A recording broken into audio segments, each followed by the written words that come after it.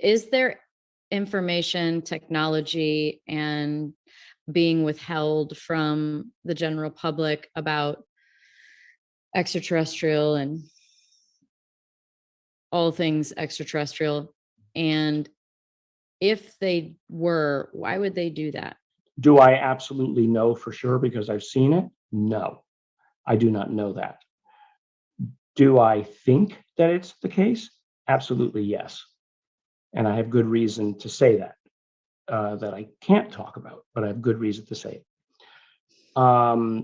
So my interest is obviously, and I've said this many times, any involvement that I want to have in this will eventually or should eventually lead to public disclosure. Yeah. Right. Now, whether I'm allowed to do that, should I ever get involved or be allowed to be involved, nobody's asked me. So I'm not, that would be my goal, because I think there's a virtuous cycle that can occur by letting the public in. Because if there is anything to have been learned, they haven't learned much in the last 60 years. And, or at least if they're letting it out, they're letting it out so slowly as to be imperceptible to the public. But what I also know is that anything that is kept in silos, which internal special access programs are inevitably kept as silos, there's no ability to move forward quickly. I mean, I just know this in my lab. If person X doesn't talk to person Y, they're both just, they each have a piece that the other needs to create the solution. And so I think the question is, how do you manage let's call it a public government / private collaboration that keeps the needs of everybody happy, where the government is basically holding right now all the cards, and probably a few aerospace companies, but not the aerospace companies at large, basically small programs within them. And if you started to understand how the government funds these programs, you understand how quickly things can go south and become disconnected from the original funding. Because right? they keep them separate? They keep them separate, yeah. So, I mean, to me, and whether, there's somebody sitting in an office listening to us laughing, saying, yeah, well, they're never going to know, forget them, they can talk all they want. Fine. We need to tap into the quantum and get the information. Tap into something beyond. But I mean, I think that's what, so the short answer is, I think yes. Yeah. But even I'm not satisfied that the proof is there, because I still have the standards of science that I want to apply to that, which means there needs to be reproducibility. I don't want somebody just to stand on a lectern and tell me that it is.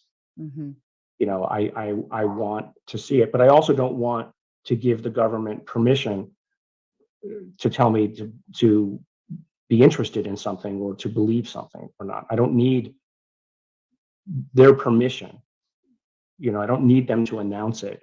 A lot of people do, but I don't need them to announce it.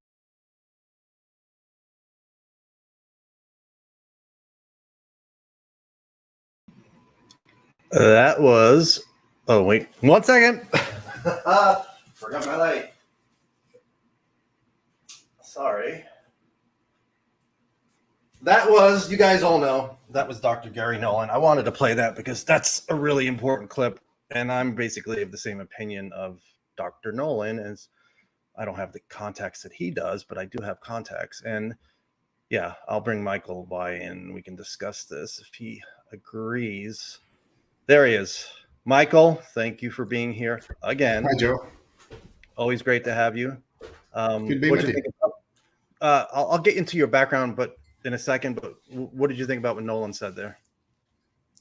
I completely agree with him. There's if you call it where there's smoke, there's fire. There's so much compelling information that isn't confirmed or denied. It's just out there by people that have very compelling backgrounds and are bona fide reputable scientists, physicists, engineers. They've made certain statements over the years. Whether those were authorized, to what extent they were authorized by their government customer, who knows? But all indications are that there's something pretty seriously protected, and that the government is really interested in, that they're very serious about restricting the access to it, which is part and parcel with any of that kind of work inside that community.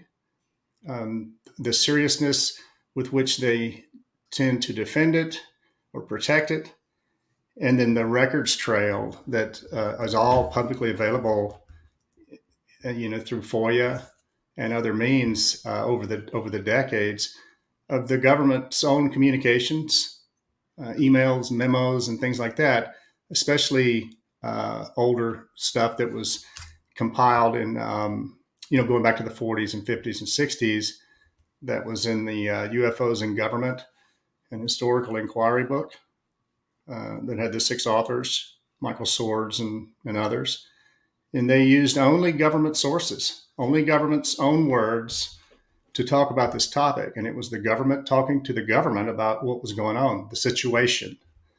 So very clearly, despite the appearance that, there's nothing to see here, very clearly, there's some very serious and sober-minded people inside the intelligence community and government, maybe a small community of them, relatively speaking, that have had more than a watchful eye on this for many decades. And that's in the government's own words. What do you think about people? There are people out there like, oh yeah, there's a crash retrieval program, but it's just black technology and it's foreign technology that we're trying to reverse engineer. It's a way for us to get our black technology out into the public. It's a cover. The UFOs are just a cover story for that. The truth is usually somewhere in the middle, right? There could be a little bit of all of that going on. It's no secret that going back to World War I, or even beyond that adversaries collect the other's instruments of war on the battlefield, left behind or captured or whatever else, study them, try to find ways to mitigate them or improve upon them, and re-implement them into the war, into combat or to communication, security, or whatever they're doing. There's no secret that we have a very robust effort to study what our adversaries are doing in the technology realms and trying to understand it and stay ahead of it. So, as far as you do think that there is something out there that's interacting with us that's anomalous. I use anomalous. That's usually what I say. I believe there's something anomalous, whether it's future humans or non-human. I don't know. Something anomalous has been interacting with us for a long time. Do you agree with that? I agree with the evidence that's out there that points to that. Yeah. So there's something else flying around or operating in our domains, in the air, or on the ground, landings or whatever, and under the water. There's just been too many incredible accounts, as they say, by very credible people in the military, in the intelligence community, contractors, ordinary citizens, firemen, policemen, doctors, lawyers, babysitters, you name it. And if you just go through the databases that are available to the public, whether it's NUFORC or MUFON or Dr. Haynes's aviation-centric incidents website, we're talking thousands upon thousands of reports, a lot of them super compelling and come with sometimes pictures or video, that can't be, who knows who's, if anyone's analyzing those at a serious level, at a government level. But the sheer volume of reporting just in this country alone, much less around the world. I think what Stanton Friedman, he said it best, didn't he? He said the evidence is overwhelming that the Earth is being visited by extraterrestrials. Right. I don't necessarily agree with that Same here. because I don't know that whatever it is from some distant star system. You know, they've been, whatever this is, has been captured in cave drawings, religious paintings, and all kinds of artifacts created by human hands going back centuries. There are glyphs and depictions of, no kidding, flying saucers in the sky. Right. I forget the name of the one that is just super interesting. It's a religious painting. It has a man. I don't know if it's the Virgin Mary in primary See if I can painted, pull it up. but down in the side is a man and a dog. And up in the sky is a UFO, is a disc. And the man is pointing to it, and the dog is looking up at it.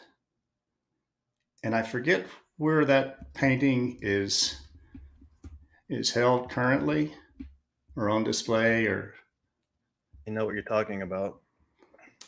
and that's just one of a bunch. Then there's the in Germany in the 1500s in Nuremberg, I think it was, there was some massive air battle in the sky that, according to this painting, it's more like a mosaic. Sort of looks like tiles placed. It shows these pointed arrow-shaped ships and shows explosions, and some have crashed to the ground all over the city. And there's the city skyline depicted in that, and that is just ultra fascinating to look at. And here either somebody was drinking something really strong that day and decided to cook up a great story, or that is the picture you're talking about with the dog. Yeah, but it's actually, to me, more interesting in the picture. You could just see the shoulder. Is it not of the person? Isn't that the one with the Virgin Mary? Or I forget, but it's not just a picture of a man looking at a UFO. It's that one right there. There you go. Yeah, there's a whole bunch of that. There used to be a website. I don't think it's around anymore. But yeah, people are saying it's a comet. It doesn't look like a comet, and we can't prove what they were trying to say in that painting, but they're really interesting. It makes you think what they were trying to find the one for Nuremberg, Germany in the 15. Yeah, I don't think it's in this collection, but I can find it. Because that comes with a, the town, whatever this guy was called, his role in the town. This was a means of documenting that event that day. If you read the history of it, I'll find so it. Anyway, clearly something's going on, and I don't, unlike Stan Friedman. I know there are a lot of things on the live ISS feed that, when the feed cuts out, when something unexplainable occurs in the background that looks to the viewer to be something moving across our atmosphere, stopping and then changing course. I don't know. There you go. That's Nuremberg. Nuremberg, Germany. 15 what? 1561.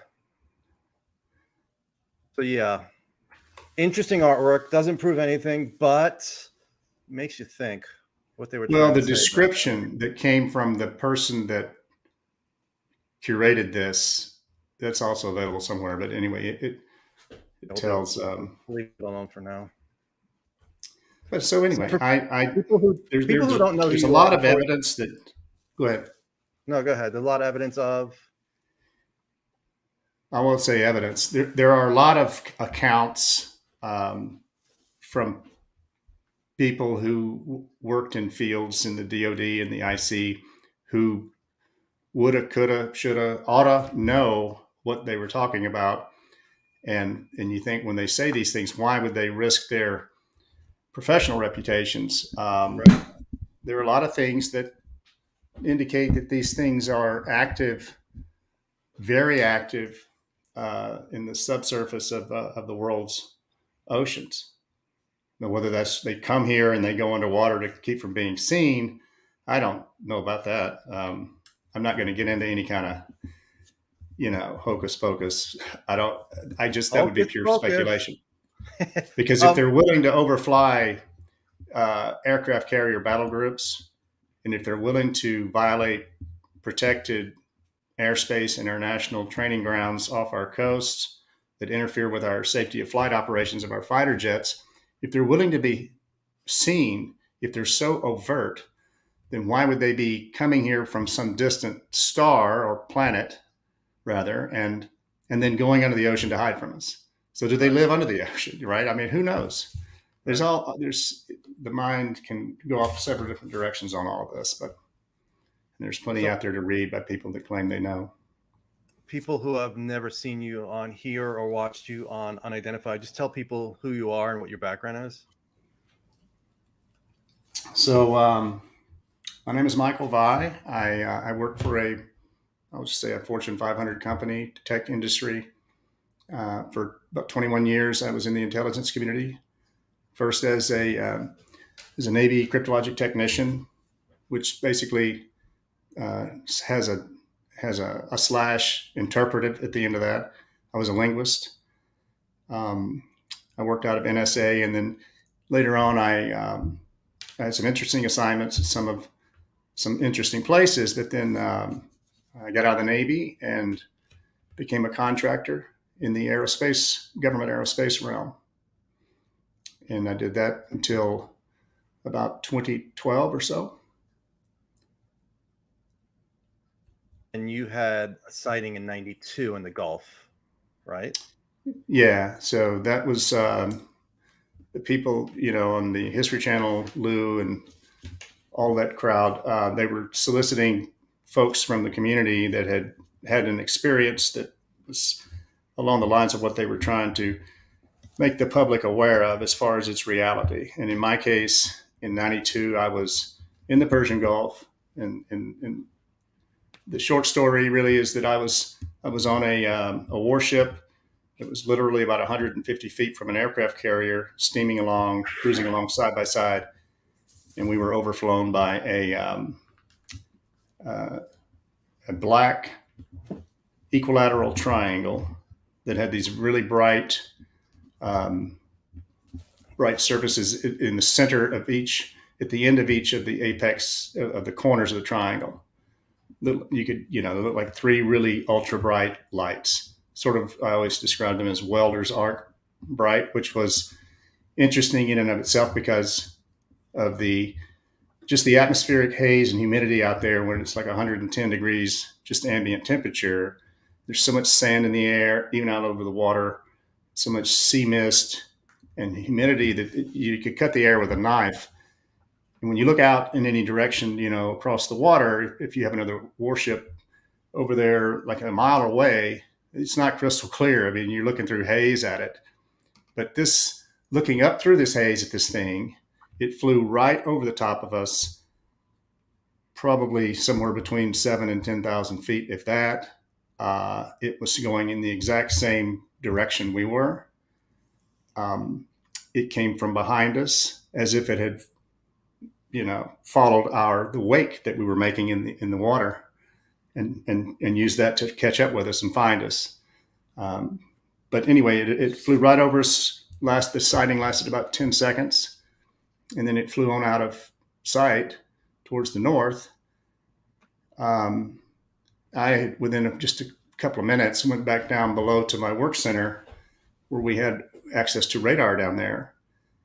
And I looked on the radar, and all the usual things were there that I expected to see. But this triangle wasn't on the radar. And it wasn't moving at super fast velocity. It was, I've always said, like maybe 350, 400 miles an hour, maybe like at an air show, right? Something flies over. It was just kind of cruising. But it most absolutely, definitely was not a B-2 bomber. It wasn't an F-117 Nighthawk.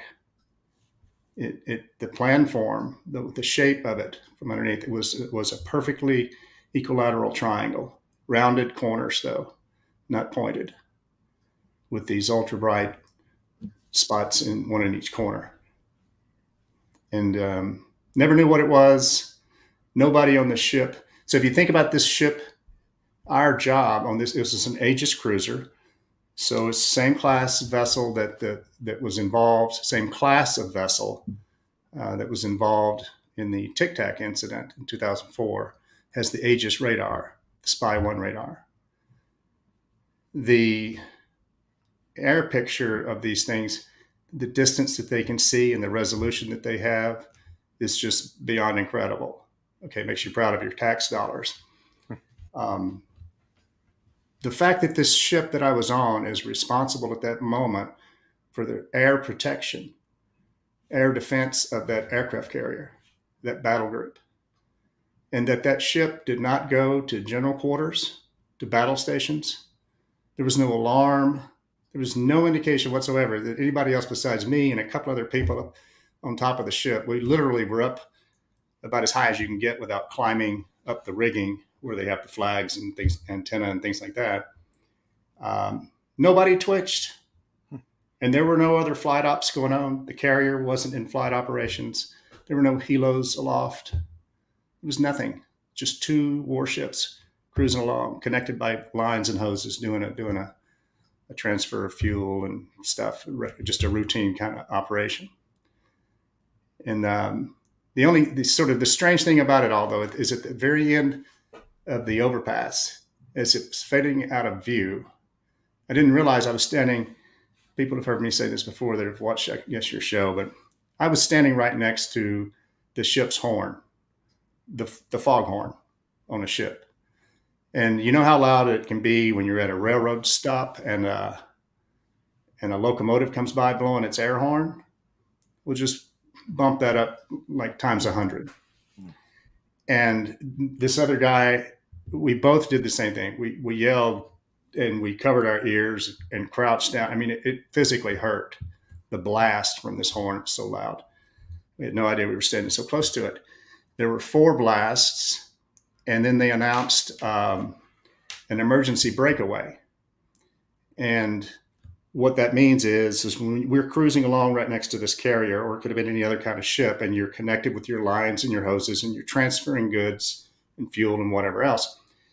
An emergency breakaway is a maneuver that the ship undergoes when it's under threat of attack. And all of a sudden somebody notices something, maybe there's a torpedo in the water, or an aircraft going to dive bomb you, whatever the case is, or a missile that's inbound, and you need to rapidly cut the lines that are connecting you to that other ship, in this case the carrier, and get your ship and that ship, get them away from each other and get ready to fight the ship, as they say. Get ready to defend your ship because something has gone on. Something's happened. Something, potentially pretty tragic. And so you're going to do an emergency breakaway.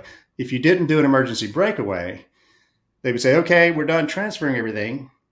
And then they would slowly, carefully, systematically dismantle all the rigging, the hoses, the lines, and they would drop off in a very, very orderly fashion. And then the 2 ships, which are about 150 feet from one another, would just slowly, start to make their own way and then separate out across the water from each other. This was done in a New York minute.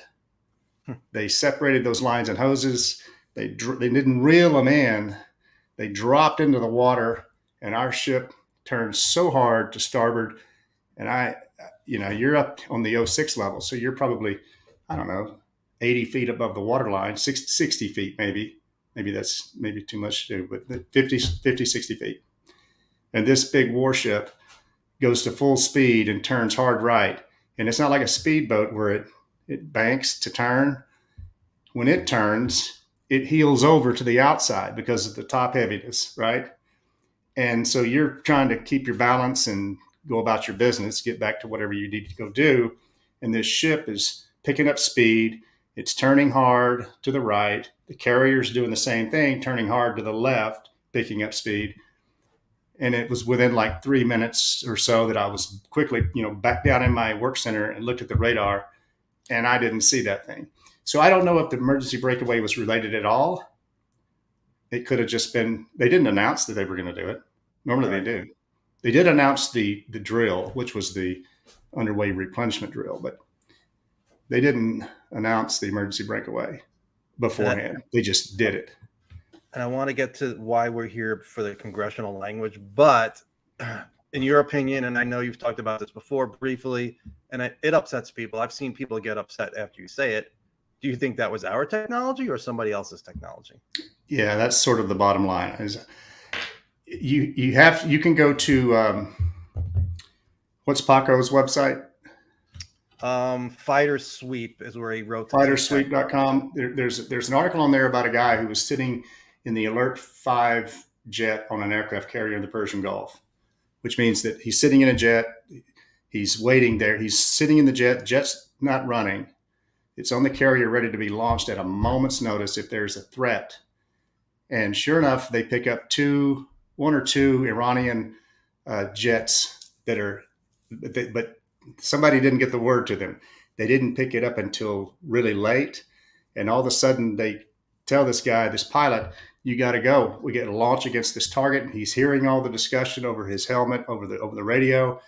His canopy comes down. He fires up the engines. He's already there at the catapult. He just comes forward.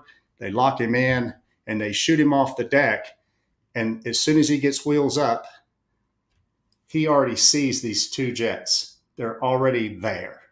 And all he can do is turn and get on their tail as they fly past the carrier. So somebody really screwed up. And that's one of the points of that article. That's how seriously in the Persian Gulf, it's like a pond. It's not like a sea or an ocean. It's a relatively small body of water. There's not a lot of distance, therefore not a lot of time between our warships and whatever hostile intent the Iranians might have. You've just got, in some cases, minutes, maybe seconds to react. So you're always on edge when you're out there in the Persian Gulf. And the fact that this thing flew right over the top of the battle group and nobody really twitched. Certainly there were no fighters. You're back to your sighting now, right? I'm back to my sighting. Right. Tells me that this was a known contact. That's what it tells me. Our technology. Well, so you go back to the first Gulf War. Or nobody knew whoever that is, we knew. I mean, there are people who think we're working with them as a possibility, or our technology. So if you take it further, you kind of draw some comparisons to the first Gulf War. No one really knew except for a few aviation writers, but even then they didn't know for sure what the F-117 Nighthawk was or was for and what it could do. And then on the opening night or shortly thereafter of the first Gulf War, we find out that there's a squadron of these things based at a remote, austere, we're told it's austere. I'm sure they were probably Air Force guys living pretty posh, out somewhere in the remote Saudi desert at a very special airstrip, very covert, no access to any Saudi citizens. Nobody would know it was there. It's in the middle of NFW. And these guys were launching these F-117s out of there for the duration of the air war in Iraq. Okay, until that moment, we didn't know what the F-117 was all about.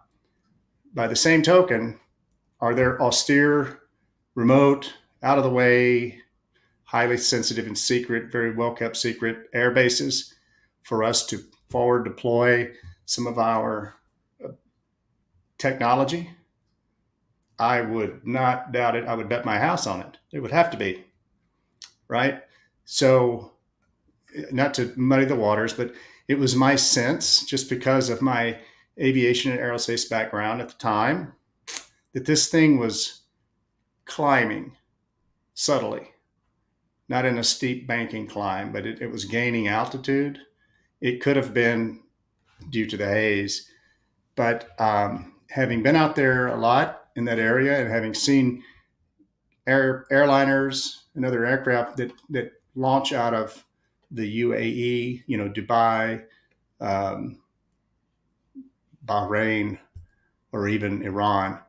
Oftentimes, some of those flights are so short. If it's an interregional flight, like say from Iran over to Saudi, or Right. from Iran into Bahrain, they don't even have time to serve tea and coffee on the flight. Really, they sort of fly a parabola. They take off. They probably don't even give people time to unbuckle their seatbelts and put their tray tables down because it's already time to get set up for a landing. But this thing seemed to be to me on a shallow ascent, as if it was climbing. I tie that back to, well, these austere, secret remote airstrips that probably exist out in the desert environment out there in the UAE or Saudi or both. And it's quite conceivable. Also, it was headed north. And what was north of us? Iraq. This was 1992. Saddam was still in power, still up to his shenanigans. So all of this is speculation based on me, sort of informed speculation to an extent, but again, speculation nonetheless. And you It's did, just my gut feeling. and I don't know if you've spoken about this before, and you may not want to, but I know after you recorded the interview for Unidentified with Lou, you had a conversation later on. If you want to share any of that, that would be great. If not, we'll move on. Well, I'll just briefly share something about it, but I think that I have some graphics that I've shown before, but I wanted to put those into a slide deck, something that makes it more presentable, because as you and I have discussed, I've also discovered in a really interesting video that's been out there for a while now, from the early to middle 2000s, of this supposed TR-3B Right. nighttime over a cityscape. What city? It's not clear. It comes into view. It drifts in, it stops, and it rotates. And I didn't see this for years. I had saved this video. And then Tom DeLonge went on Joe Rogan, and he was espousing all this stuff that was apparently a lot of it from what he had been told by his handlers, his contacts in the government, how all this stuff got started, this most recent iteration. And Rogan and his sidekick kind of laughed it off when the thing was rotating, and you can make out the vertical stabilizers, and you can sort of see a canopy on top. And Right. DeLonge said something like, "See, there's a pilot in that thing." And Rogan kind of laughed, like, you're seeing things or whatever. Yeah, everybody But thinks if you it's study that, CGI. well, if you study it closely, there you can see what I am absolutely convinced is the use of cold gas thrusters that fire in reaction to its rotation and in the opposite direction, that stop its rotation, and it becomes completely stable in a hover just before it supposedly disappears. Right. Once it fires up its engine or whatever happens, whatever you see in the video, your mind can wander in that one. But if those are cold gas thrusters firing, most of the civilian world probably never heard of them, and everybody in aerospace is probably well aware of them, but they didn't really come into vogue until SpaceX started using these reusable boosters on the Falcon 9, where they launch and then the booster expends itself and detaches or separates, and the satellites keep going on the second stage, and the booster flips around and heads back to land at the launch site, or to land on a barge out in the ocean by parachute. Not parachute, but by rocket engine. It comes down at like Mach something, and it uses its rockets firing. It's coming down backwards and fires its main rocket to decelerate.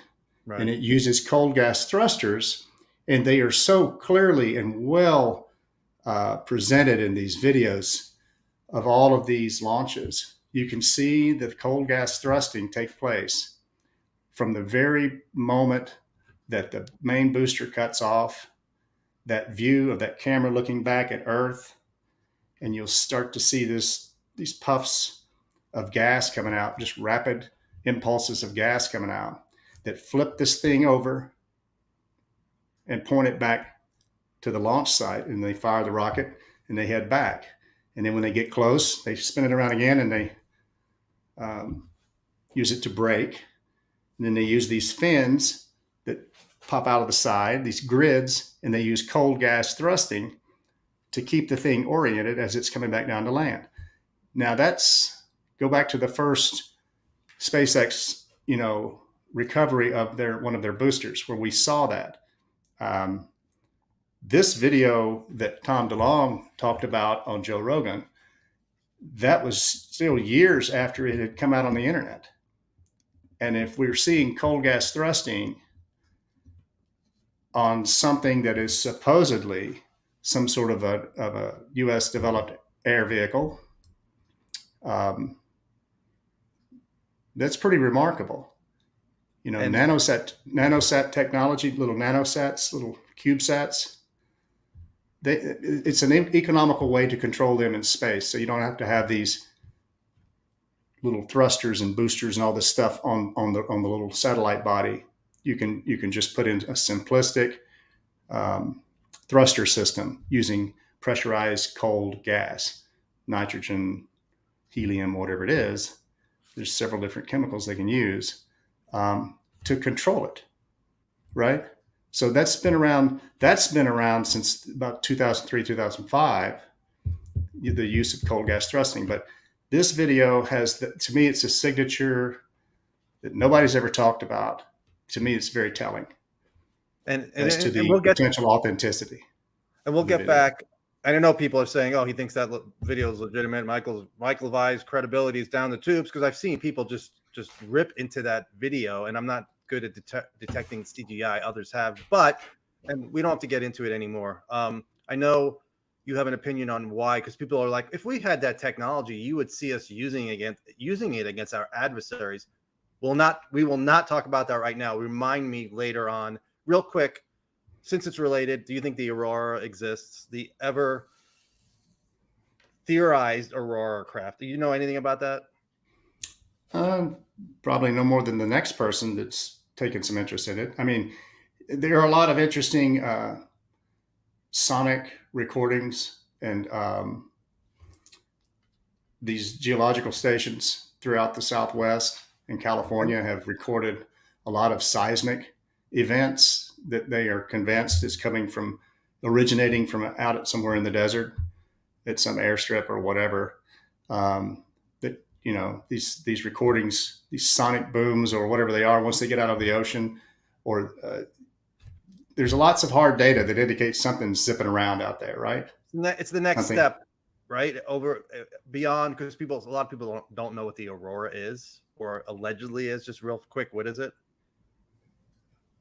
Well, I don't know what it is. What it's alleged to be is a single stage to orbit vehicle, aircraft, meaning it doesn't have to launch inside of the cargo bay of the space shuttle, and the space shuttle gets it up into space and then opens up the cargo bay and then lets this thing out. This thing apparently, supposedly, can launch like an aircraft off of a runway and then hit the jets, so to speak, and get up outside the atmosphere, go do its thing in orbit, and then come back and land again like a conventional aircraft on a runway. There's a comment for you. I don't know if that's a friend of yours. Said he worked with you for many years. Is that the guy we were talking about earlier? Can you see that? Yeah.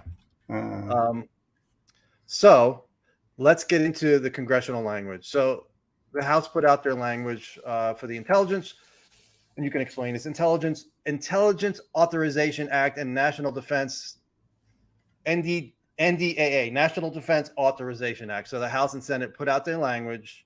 I know you have your screen you can share with us and go through some of the language. And I know a lot of people have heard things about what it offers and what it suggests, and I've offered my opinions, which I might be wrong about, which we'll find out when you explain your take on the language.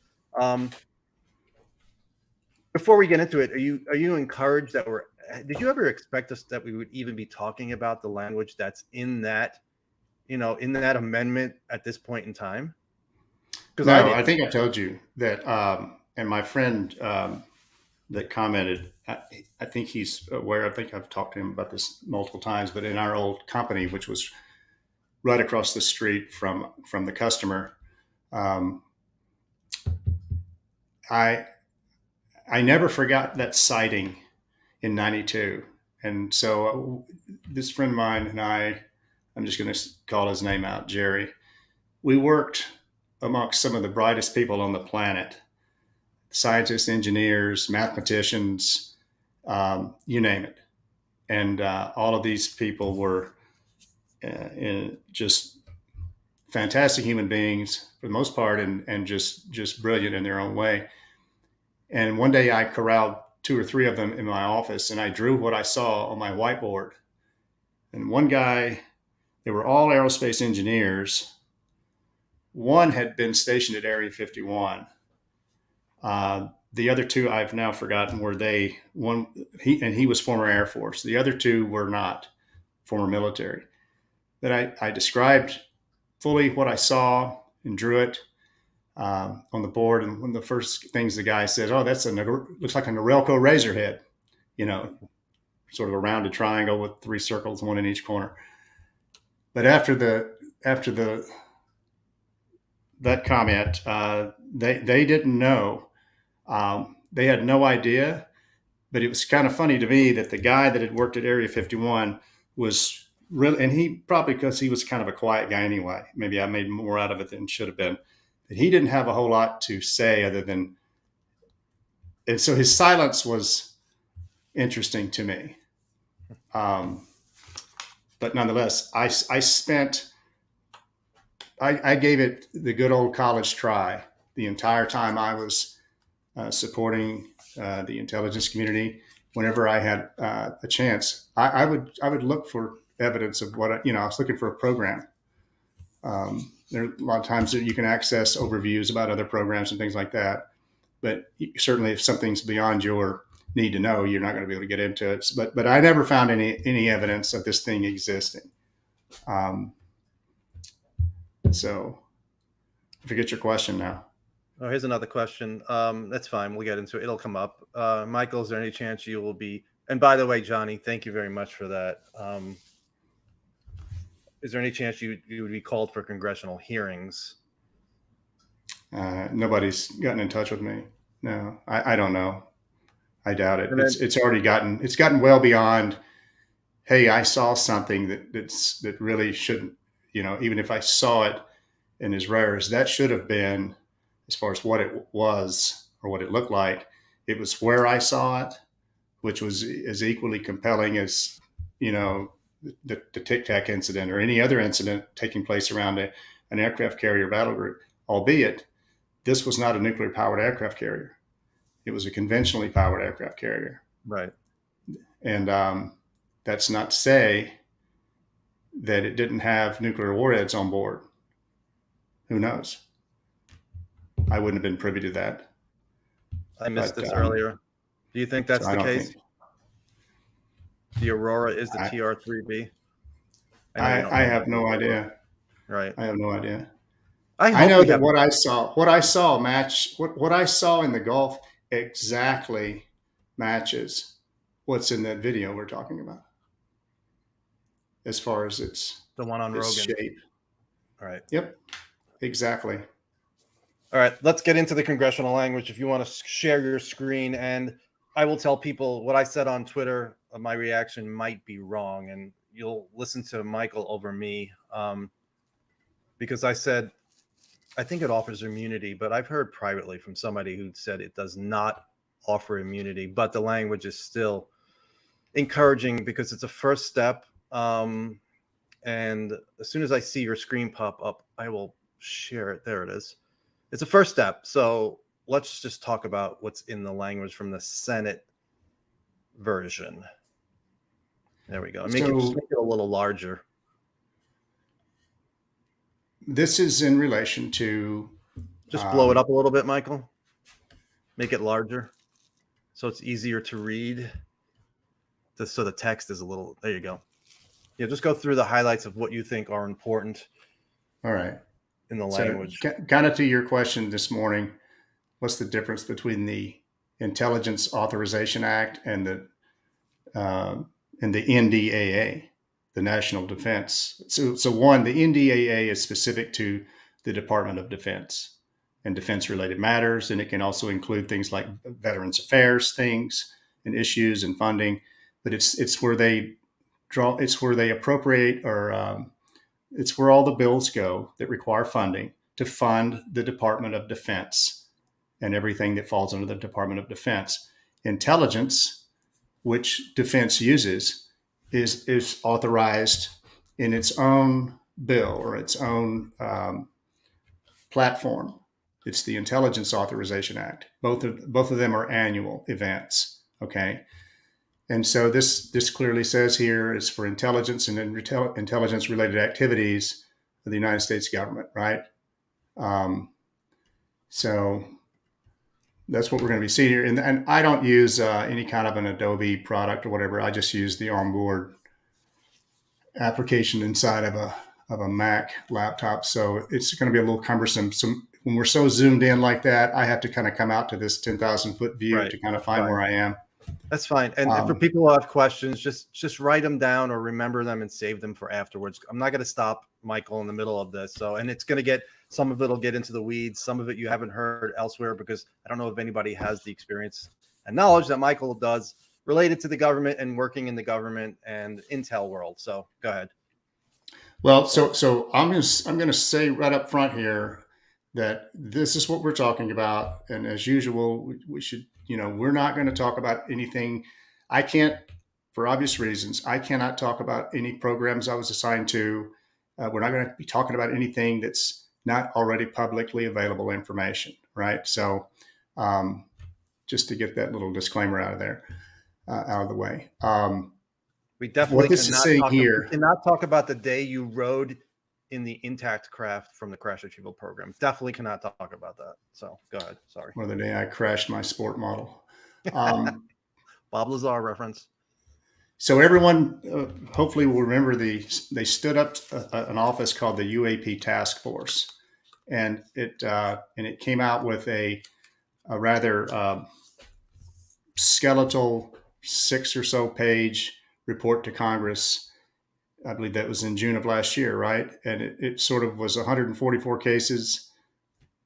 Only 143 were of any interest to those of us who care about this topic. One was apparently, the 144 was deemed to be something, perhaps, I don't know, a balloon or whatever. But there were 143 anomalous cases that they reported on. And there was a lot of pomp and circumstance, but not a lot of meat on the bones, of course, with that. So what this is saying here is that they're going to modify what's going on. They don't like what's going on. They're not getting the information they've asked for on the Hill. So they're going to restructure this. And they have been very prescriptive about how they're going to do it, minus the fact of identifying exactly which agency will be sort of the home office of this place. They're telling us who's going to have authority, who's going to have cognizance, but we don't know if it's going to be out of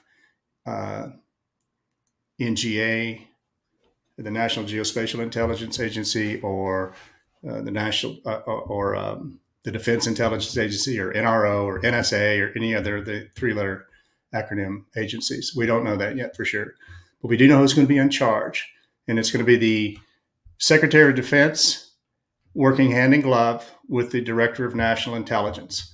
Okay.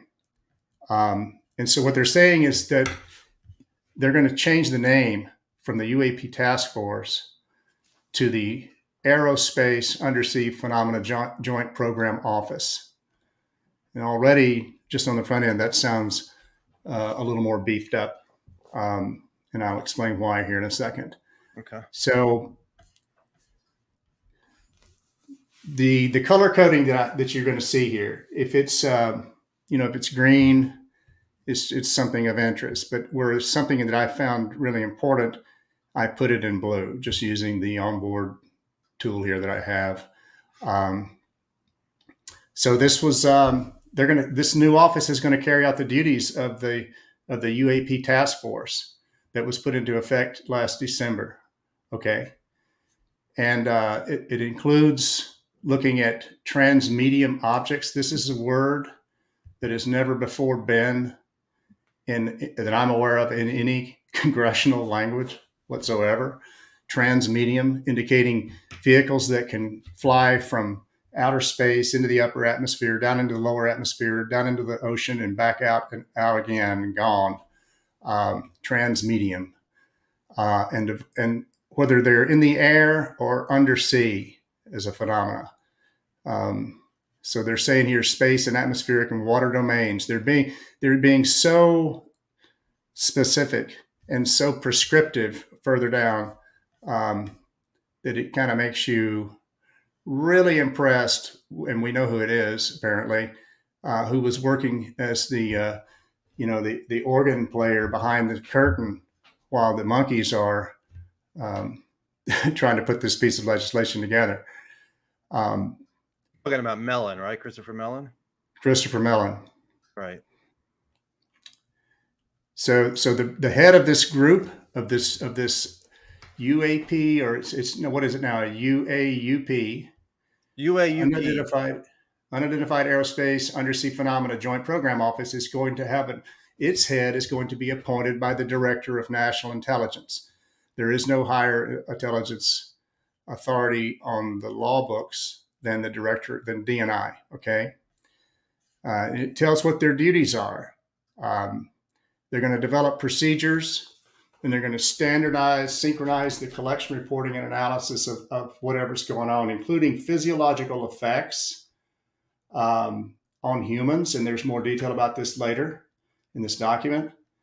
And they're going to have to submit reports to the Congressional Defense Committees and the intelligence committees and congressional leadership. And there's a definition of congressional leadership that's included further down. It includes the minority leader, the majority leader, the speaker, and so on and so forth.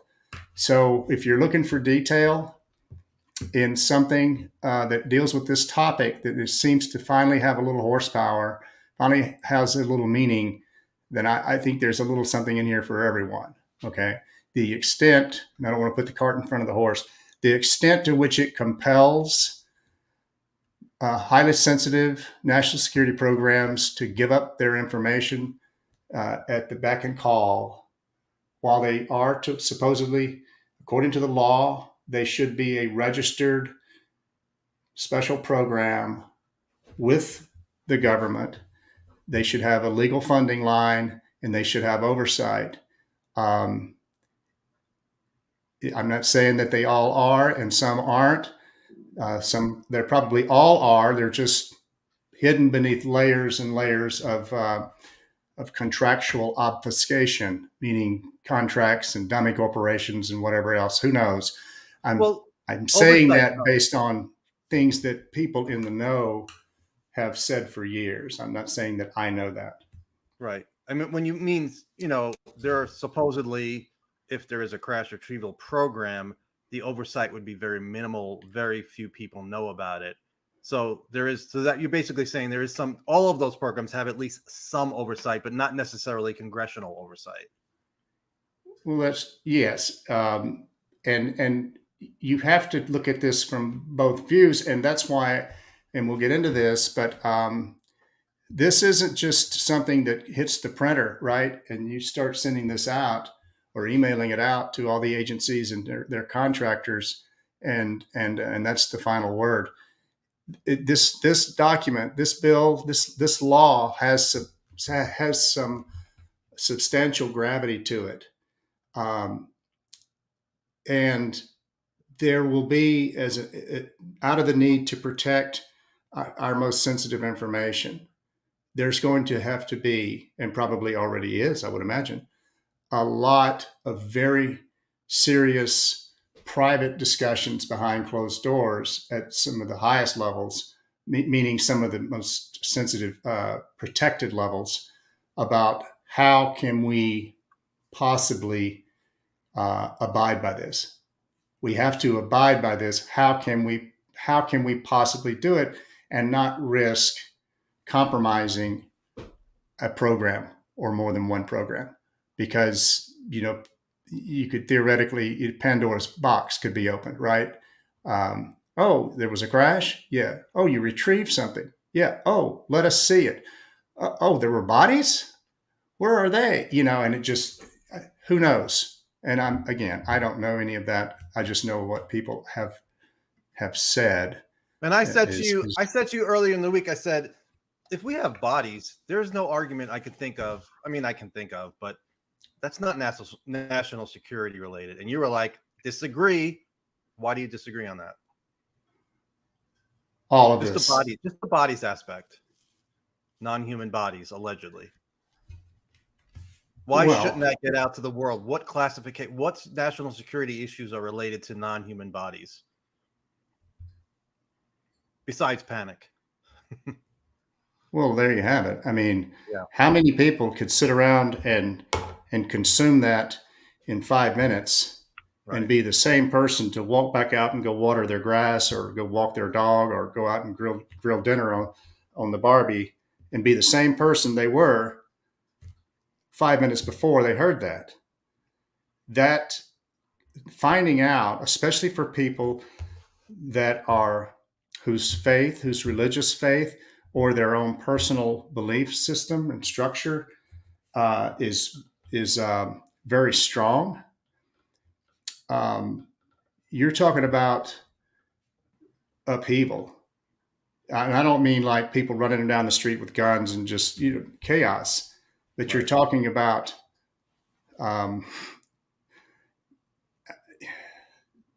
that has some pretty dark overtones to it.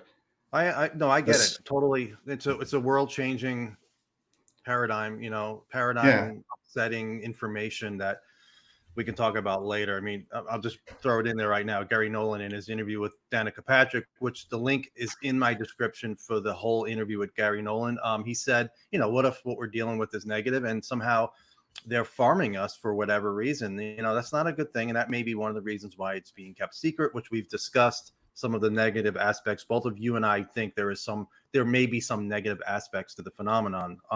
So yeah, I do agree with you. I still want the information. They just have to put it out carefully. I'm happy I'm not in their shoes.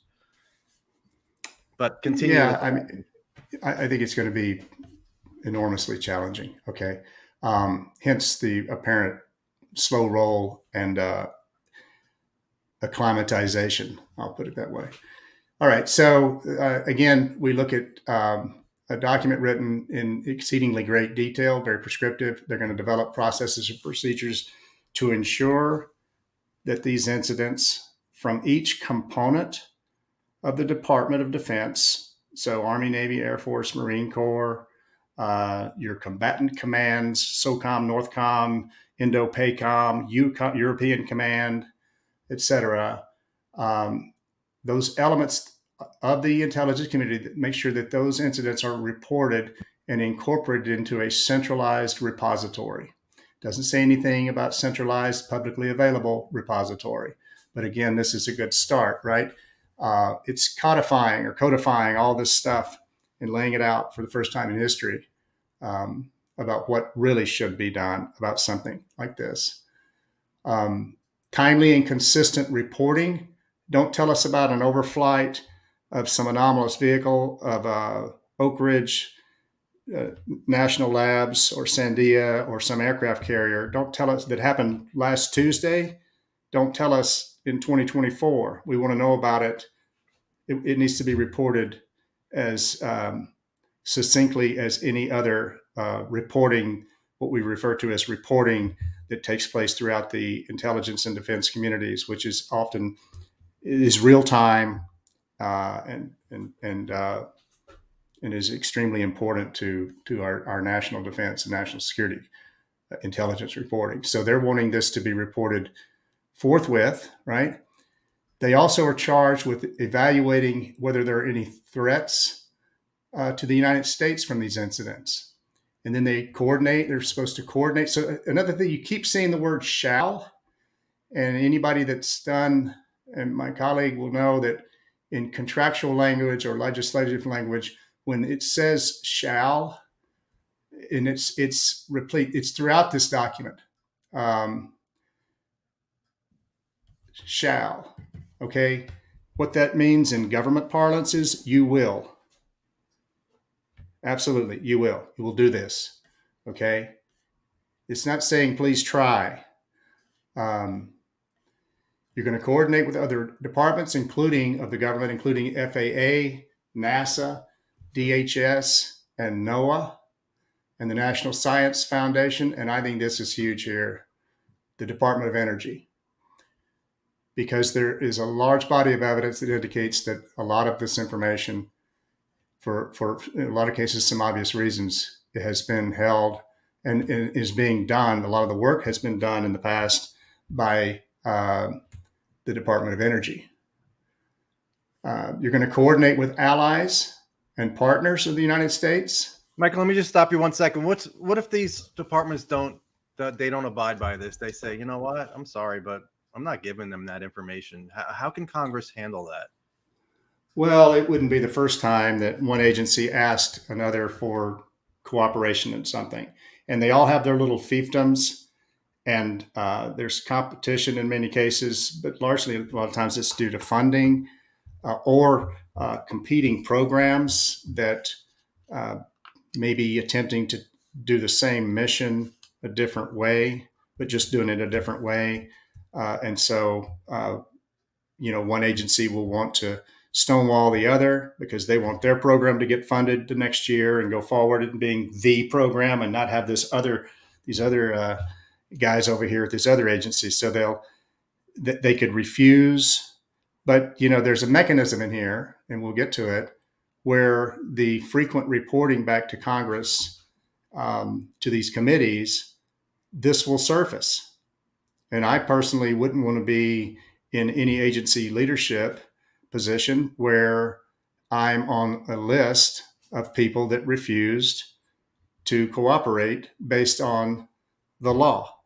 Right. So we'll see. But that's pie in the sky stuff for me to say that. It happens all the time. Okay. Is it supposed to? No. A lot of times it's human nature.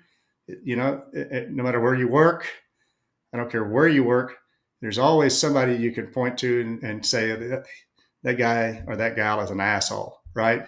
They're everywhere. There are also stupid people.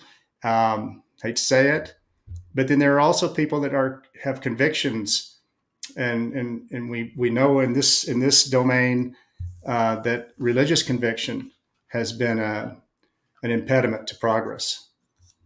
People claiming that this is the work of angels and demons, and it goes against their religious values, so they refuse to support it or acknowledge it, or even allow it to be the information to be passed up the chain to their leadership, just because they don't want anything to do with it. And they have the power and the clout and the authority to stop it. Right. And I've said before, whatever this is, I do want to know. And there are people who have made an interesting argument that maybe knowing opens up a door into our world that, but there's no way to know until we actually learn about it. I want to learn about it, whatever the repercussions. I want to know what we're dealing with. I would think most of us who are watching here in the community want to know. Well, I personally don't go that far. I don't know that we really do. I know that a lot of us think we want to know, but my opinion on that. If it was so easy to tell us, though? You personally don't want to know what's going on, everything? I'm interested, but I'm a little wary of why such oppressive secrecy. And, to be quite frank about it, the worrying comes from the not knowing, right? It's the unknown. But there's more than one person out there who we've been led to believe is a reliable actor and has some reliable information that has painted a not so rosy picture about what this is really all about, this so-called core story, right? And it could be so dark and so foreboding and unsettling that you may not, at the end of the day, you may wish you hadn't been told, because it Well, could I'm sure. it could Yeah. wreck your future, your outlook. It would certainly change your outlook. Whether it would wreck it or not, it depends. Who knows? Right. So I say, grain of salt, and use a lot of caution in that regard, to sort of temper your. I'll just speak for myself. I sort of temper my expectations. Yeah, I do. I want to know today in July 2022. I want to know.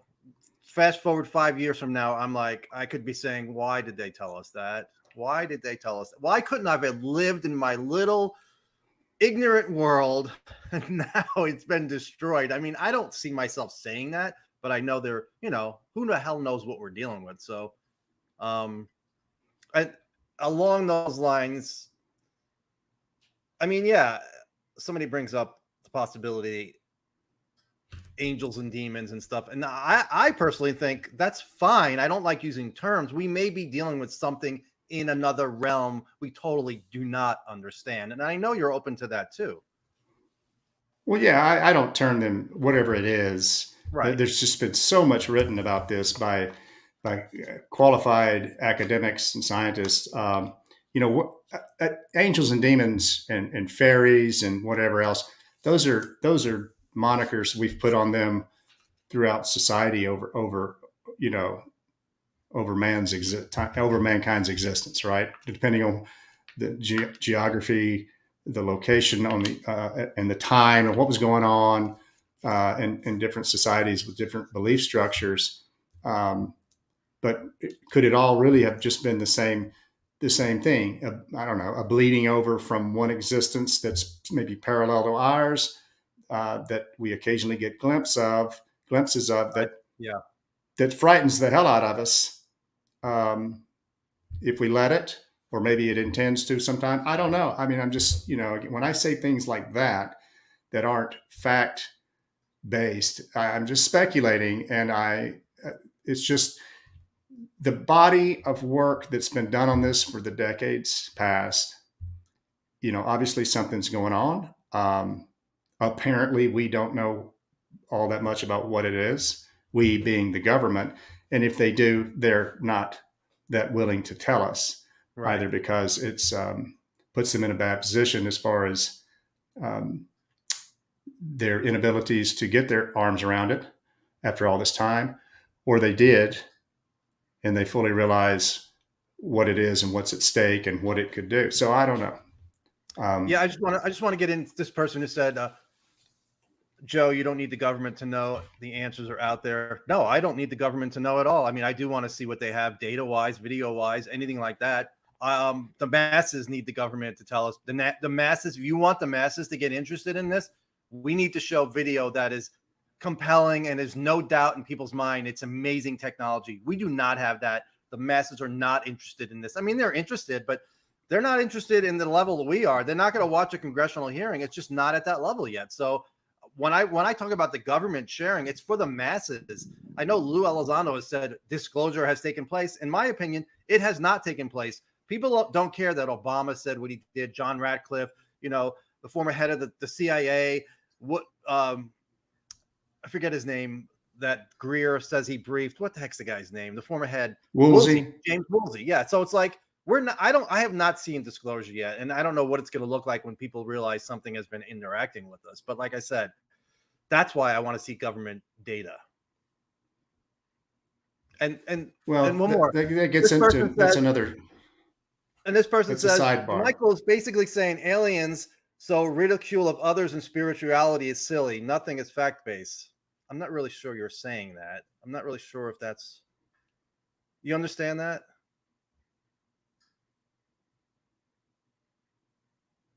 No, Anyway. I don't know. I don't know what it is. I know that it is alien to us. Right. It appears alien to us. It's not familiar whatsoever. And but it tends apparently to manifest itself to different people in different ways, sometimes simultaneously, apparently, as reported. So anyway, And yeah, let's. just so people know, Michael's open to all possibilities. We've discussed every possibility, positive, neutral, negative. Neither one of us know what we're dealing with. None of us claim to know what we're dealing with. Just so continue. So go ahead. Sorry. All right, so we'll just keep going here. So again, I thought this was pretty important. Designation. The Secretary of Defense, coordinating with the Director of National Intelligence, is going to actually identify or designate the actual line organizations within the DoD and the intelligence community that possess the right expertise, authorities, the accesses, meaning the security clearances and the read-ins, and the need to know, and the right data, the systems, platforms, and capabilities to actually respond quickly, is what this is saying, and to do field investigations of incidents involving UAUP under the direction of the director of the office. Okay. And field investigations is what jumps out at me, because that's OSAP, basically. 2 years with 50 full-time employees is what we need times 10 field investigations. Yeah, well, it's my experience, and I'm sure that my mileage differs from others, or can, but they're advocating here to the creation of a program office. That is not a department. It's not a division. It's not a little corner cubicle down at the end of the row here and the last door in the hallway or whatever. It is a full-blown GPO, or government program office, that comes complete with leadership, staffing, office space, all the infrastructure, the communications, networking, everything. This is setting up a full-blown program office, which is, to me, is substantial and significant. And it's different than what ATIP was. ATIP was people who were working in other jobs, and when they had their spare time, they worked on this. The UAP task force, for the most part, was the same exact thing. So this will be, like you said, a full-time, hopefully full-time employees like OSAP had. Yeah, exactly. So, and it even talks about, they've got to have the adequate personnel with the right expertise and equipment, transportation, and any other resources necessary to respond rapidly to incidents or patterns of observations involving UAUP. And then it goes on and it has a section here for scientific, technological, and operational analysis of the data. Again, if you're into the details, this is definitely got to be pleasing to read. It says that the DNI will designate these organizations, and they'll be primarily responsible for the scientific, technical, and operational analysis of this data that's gathered in the field. And to include testing of materials and medical studies and development of theoretical models, and to better understand and explain UAUP. And this is really important here. Authority, because this is where you get into a request from one agency to another to, hey, share the data with us. We're going to take actions according to the law. And the other agency says, okay. And then they don't hear anything for days, weeks, months, just some stonewalling. So what they're saying here is that, that the Secretary of Defense and the DNI, they're going to issue directives as necessary to ensure that each of these organizations, these line organizations, the worker bees, the people and their leadership that are down here carrying out these tasks that are identified in this document, that they have the authority to draw on the special expertise of persons outside the federal government with appropriate security clearances. So this could be contractors, university research organizations, like MIT, Stanford Research, you name it. Whether it's Battelle or Aerospace Corporation as an FFRDC, a federally funded research and development corporation, they can go out to academia, and they can, and basically to outside the federal government is a huge net, right? That means everybody else, besides the federal government. It's So huge. your It's huge, UFO especially- researchers. It's huge, especially if they can get some of those folks who do not have clearances read in or class. If we can get somebody who does not have a clearance, get them the clearance and access to the information. That's how we're going to try to hopefully figure out what the heck is going on. We have more minds putting their mind power to work on the problem, which you're bringing up, which is really exciting, which I kind of overlooked the first time I went through it. Yeah. So again, it's pretty exquisite as far as a process. It reminds me of in the commercial world, where big corporations, whether it's your bank or your medical insurance company, your local hospital, whatever, they are handling all this data, and you're giving them the authority and responsibility to use it to the best of their ability to maximize and to safeguard it, right? I got off track there. Let me come back to that in a second. All right. So this, I mean, everybody can read, right? So maybe I won't read so much. I'll just point out what these, if you see it in blue, it's because I thought it was pretty important. Not that this entire document isn't, but they're talking about the availability of this information. And basically the DOD and the DNI are saying that you're going to ensure that each of these elements or these offices or groups or organizations of the intelligence community that has any data relating to this UAUP, that they make it available immediately. Okay, that's pretty big.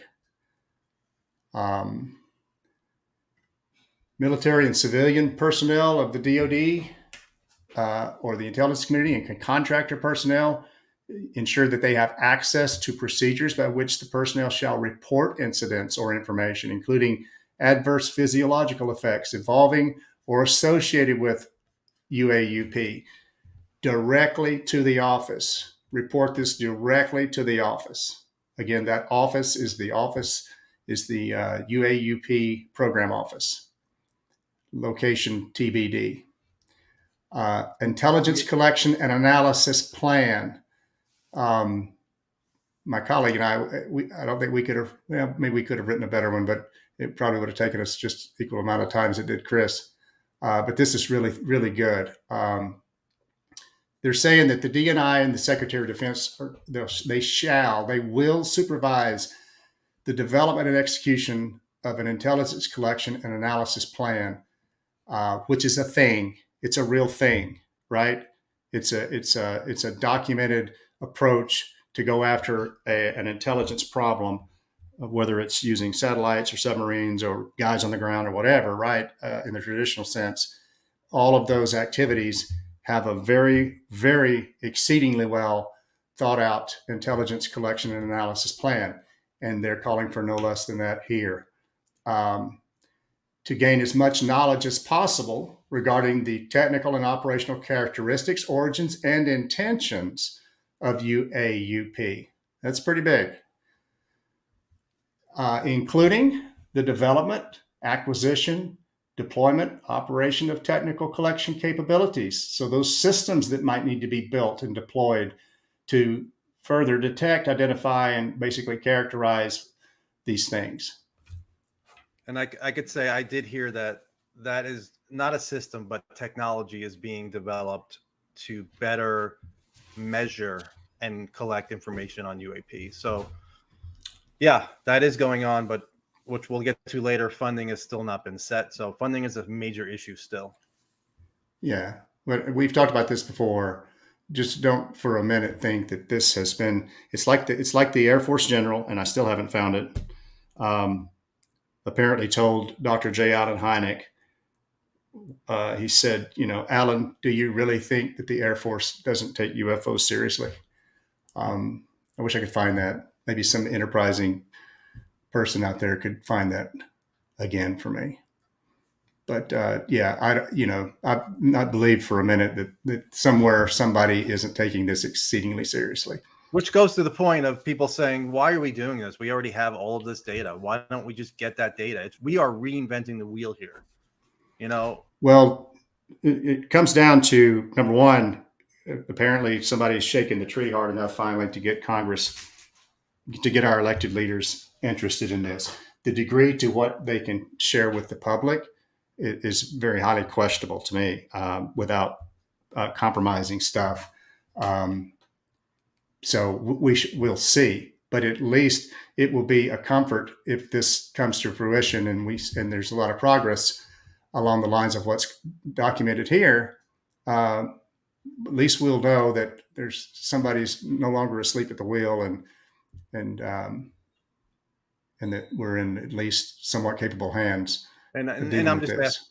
I'm just asking that because I've heard that brought up, but I am all for what's going on right now. As much as I realize we have such a very high hill to climb, this is great. I mean, I've been in this, and I don't know if you got into this right after 92 when you had your sighting, but I've been into this since 96. So to see this going on right now is something I never expected, and I want to see what happens.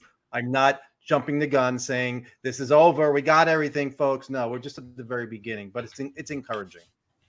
Well, what movie was it? Where was it? David, the android, that said, "Big things have little beginnings." Exactly. So you know they had to start somewhere, and last year was a sort of a sputtering start, maybe a false start in football terms. But at the very least, if this does nothing else, it certainly conveys the conviction and the interest, um, and the intelligence of these committees in the way that they've laid out what they're looking for, what they expect, and from whom they're expecting it. So they're pretty serious about it. And whether anything comes from it or not, we'll see. But they're expressing the seriousness of the topic to me, in between the lines. So this is interesting, because now we see one of our 20 intelligence related agencies. We see NGA here called out, the director of the National Geospatial Intelligence Agency, is going to be, so basically NGA is going to lead these collection efforts, for the community, for the IC, with respect to UAP. Okay, and it's geospatial intelligence. Um, that's a that term there. You can Google it. Okay, so it's a sort of a loaded term, but in my view, it's in very capable hands. If you think of the different agencies, you can go to their websites and read what their mission statement is. NGA provides mapping and geospatial data to the government, to commercial industry, to warfighters in the government, and the intelligence community primarily, right? People might say, well, how come the NRO is not in charge here? Because they're the ones that do the satellites. Well, the NRO really, if you read their charter or mission statement, they design, develop, deliver, and operate on orbit national systems, for the government and for our military and warfighters. Okay, so this really needs to be where they're putting it, at the NGA. All right, they're going to lead the collection efforts, and then they're going to be required, after no more than 90 days, that this becomes law, and then not less frequency than every 3 months or 90 days. The director of NGA has to brief the Congressional Defense Committees, okay, including the intelligence community, congressional leadership, on the activities of the director in this paragraph. All right, what's the science plan? They got to supervise the development and execution of a science plan to develop and test their theories about what's going on, accounting for these characteristics, performance of UAUP, how they exceed known technological state of the art in science, and as well, and then included in the areas of propulsion, aerodynamic control, signatures, structures, materials, sensors, countermeasures, weapons, electronics, and power generation, and provide the foundation for potential future investments to replicate or otherwise better understand such advanced characteristics and performance. That's a mouthful, but that is it's not an insignificant sentence there. Replicate. That means they would need to speak with people who are in these these alleged programs. And somebody asked, they say, why is this going on now? Why is this language in there now? If you heard Jeremy Corbell speak, he said there's a line of people willing to talk about this who are in these programs. He said it's a very small line, but there is a line. And I've heard the same thing. So, well, that, I don't, you know, if those ahead. folks have spoken to the members of Congress behind the scenes, then that's lighting a fire under their butt saying, we don't know anything about this, and these programs allegedly exist. We got to get this language in here. We need to find out. Well, we talked about what the question that I suggested that you ask Eric Davis next time you speak with him, right? Because I have no doubt that anyone that's involved in anything related to this topic, you know, it's like the incident that took place in '98 when one of our satellites ended up being on the cover of Time magazine because it blew up 39 seconds into launch from Cape Canaveral. We went into sort of a lockdown mode there for a few minutes, and everybody, the leadership said, you know, this is going to be big. This is going to hit the press. It was referred to as the $1 billion boom. We were told in no uncertain terms that when you're out in town and people go, hey, because there's rumors in town, whether you're in Huntsville or DC or LA or wherever you are, there are rumors, right? But you can't, if you're associated with something that occurs that gets in the press, you can't say, oh yeah, did you see that?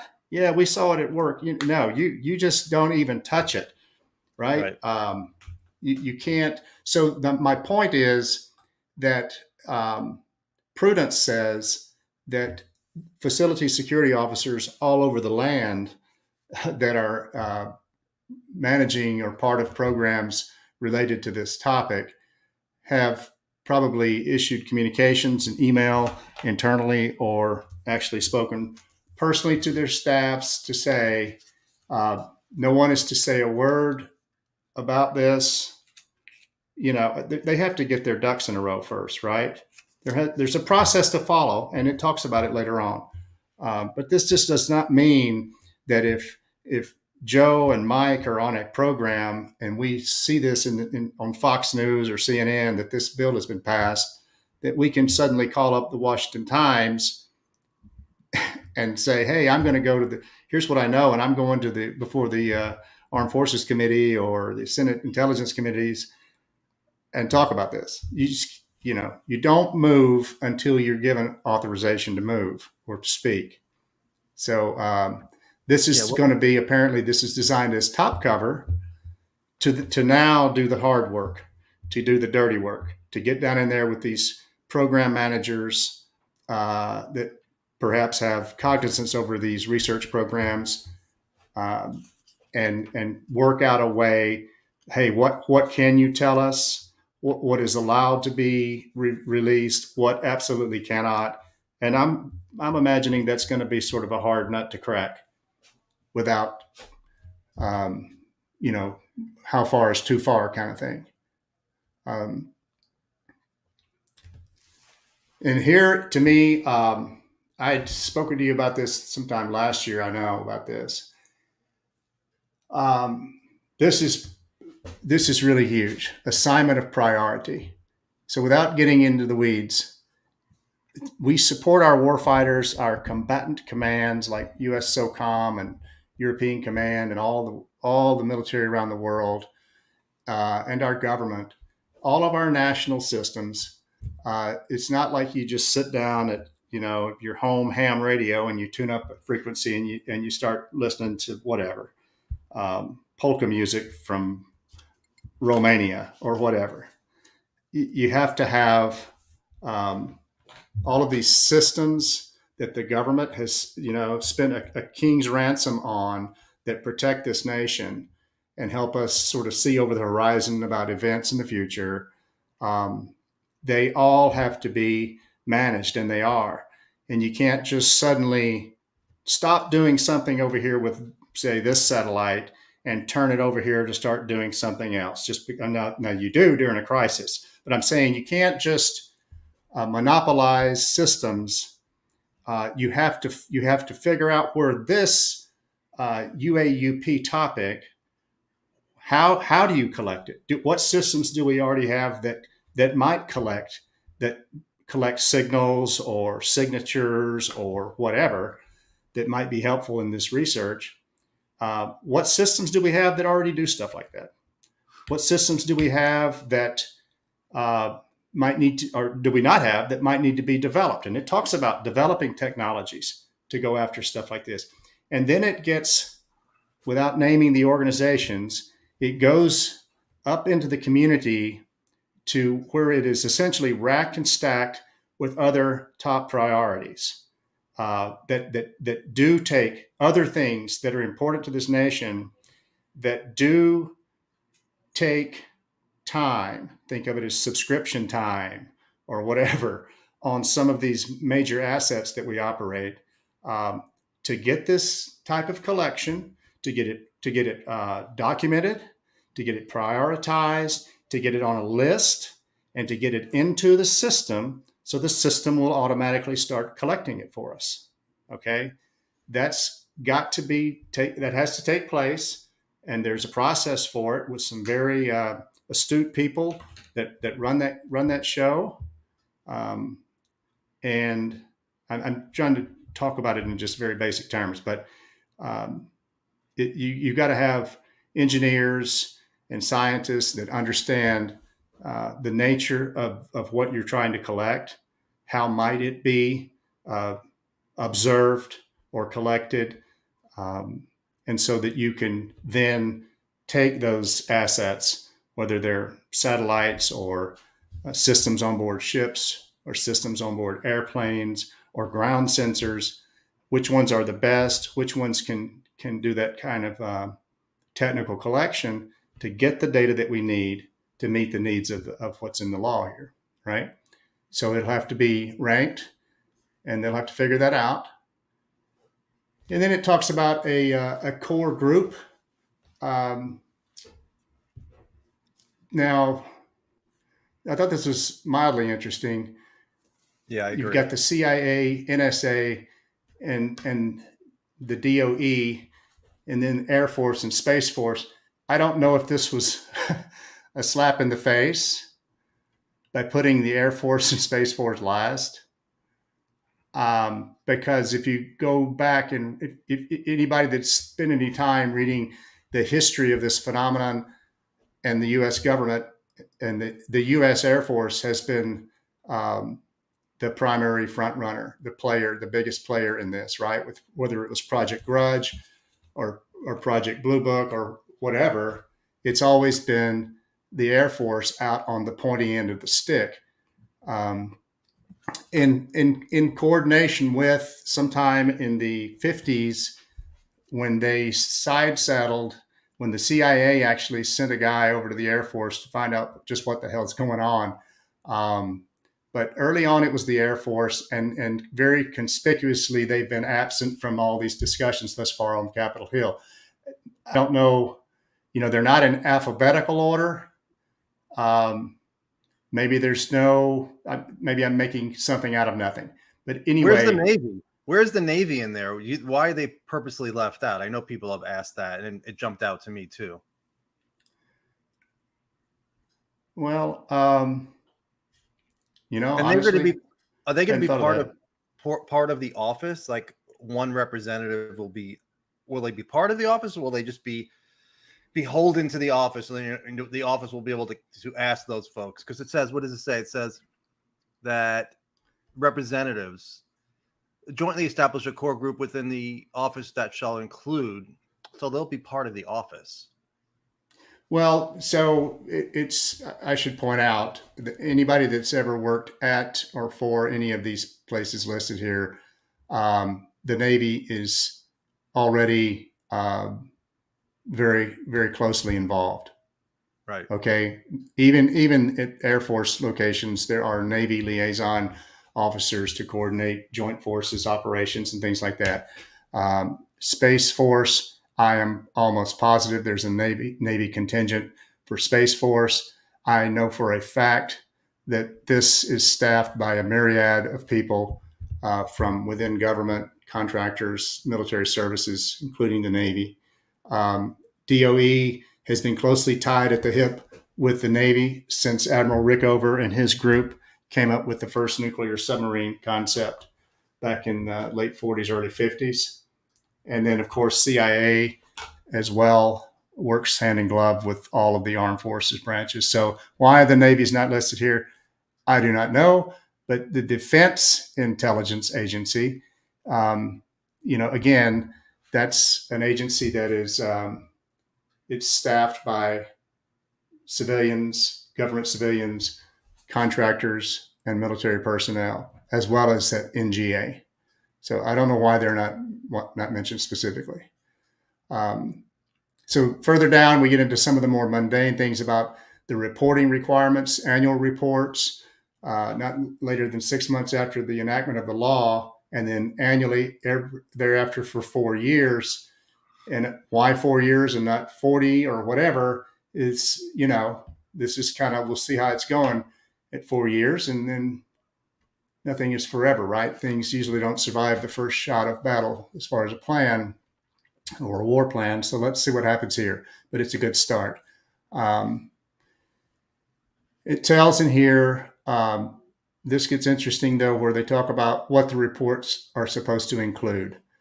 All reported UAUP events that occurred during the 1 year period. Now I know you're starting to get your panties in a wad, Joe, but hang on. So it says all reported events that occurred during the 1 year period, all reported events that occurred during a period other than that 1 year period, but were not included in an earlier report. So you can unwad your knickers. An analysis of data and intelligence received through each reported unidentified, UAP event. An analysis of data relating to the phenomena collected through these different intelligence collection domains. So we can deep dive this later, but these are all of the major domains of intelligence collection. Human intelligence or spies on the ground. This would be like measurement and signals intelligence would be like infrared and magnetic anomalies, radio, radar, beacons, and any other type of communication signals. And then geospatial intelligence deals with, look up the meaning of geospatial, the where and the what for. The number of reported incidents of these UAUP over restricted airspace of the United States during 1 year period. So again, this is in the list of things that have to be reported. The number of UAUP identified or detected over our airspace in a year, and then an analysis of all of this. Identification of the potential aerospace or other threats posed to the United States. Michael, it says over restricted airspace. So if it takes place outside of that restricted airspace, it's not going to get reported. They're just focusing on events in restricted airspace. Well, that's probably in there because we know that restricted airspace means typically controlled airspace. If it's controlled, then it means that if something strange happens, something gets set into motion. And so there will be logs and records and radar tracks and, ground sensor data or whatever the case may be. Just because of something hovering over Los Alamos National Labs and then it scoots off to the north, going 5 miles a second, it ends up, 400 miles away. Does that mean that they stopped being interested in it just because it left? No, it means, that would be where they would start. They'd start with Los Alamos or whatever sensors were there. I'm just giving you an example, a hypothetical. But, you think about it. If there's a guy in your yard, we'll go down this path later if we have to, but just because, a guy comes in your house and ransacks your home, steals your wallet, and he's out in the front yard, and you go running out the front door, then he takes off across the street, does that stop your interest? Right. Right. So, an assessment of any activity that can be attributed to one or more adversarial foreign governments, including identification of any incidents or patterns regarding these objects that indicate a potential adversarial government may have achieved a breakthrough aerospace capability. That's pretty big. But we recognize all of this language from stuff that's been parroted to us over the last couple of years by, Elizondo and Mellon. This is all very common sense, intelligence and defense related thinking here that's been put into this document, including an update on efforts underway. This is pretty big. They want an update on any efforts underway on the ability to capture or exploit discovered UAUP. Yeah, that's the big, for me, that's the big standout. Once that language got in there, it's huge. Because if we do have these craft and they can prove they're not ours and not made here, that's game over as far as we're dealing with something unknown. We can go from there. Every other branch leads off from there. And then, Pandora's box is open. So yeah, the fact that that language is in here and we're talking about it is just something totally unexpected for me at this point. Yeah. Back in the middle 2000s, when I was drawing that thing on my whiteboard to my colleagues, trying to see if they knew what I might have seen, I had no expectation whatsoever that this was ever going to see the light of day, something like this. So this is pretty amazing.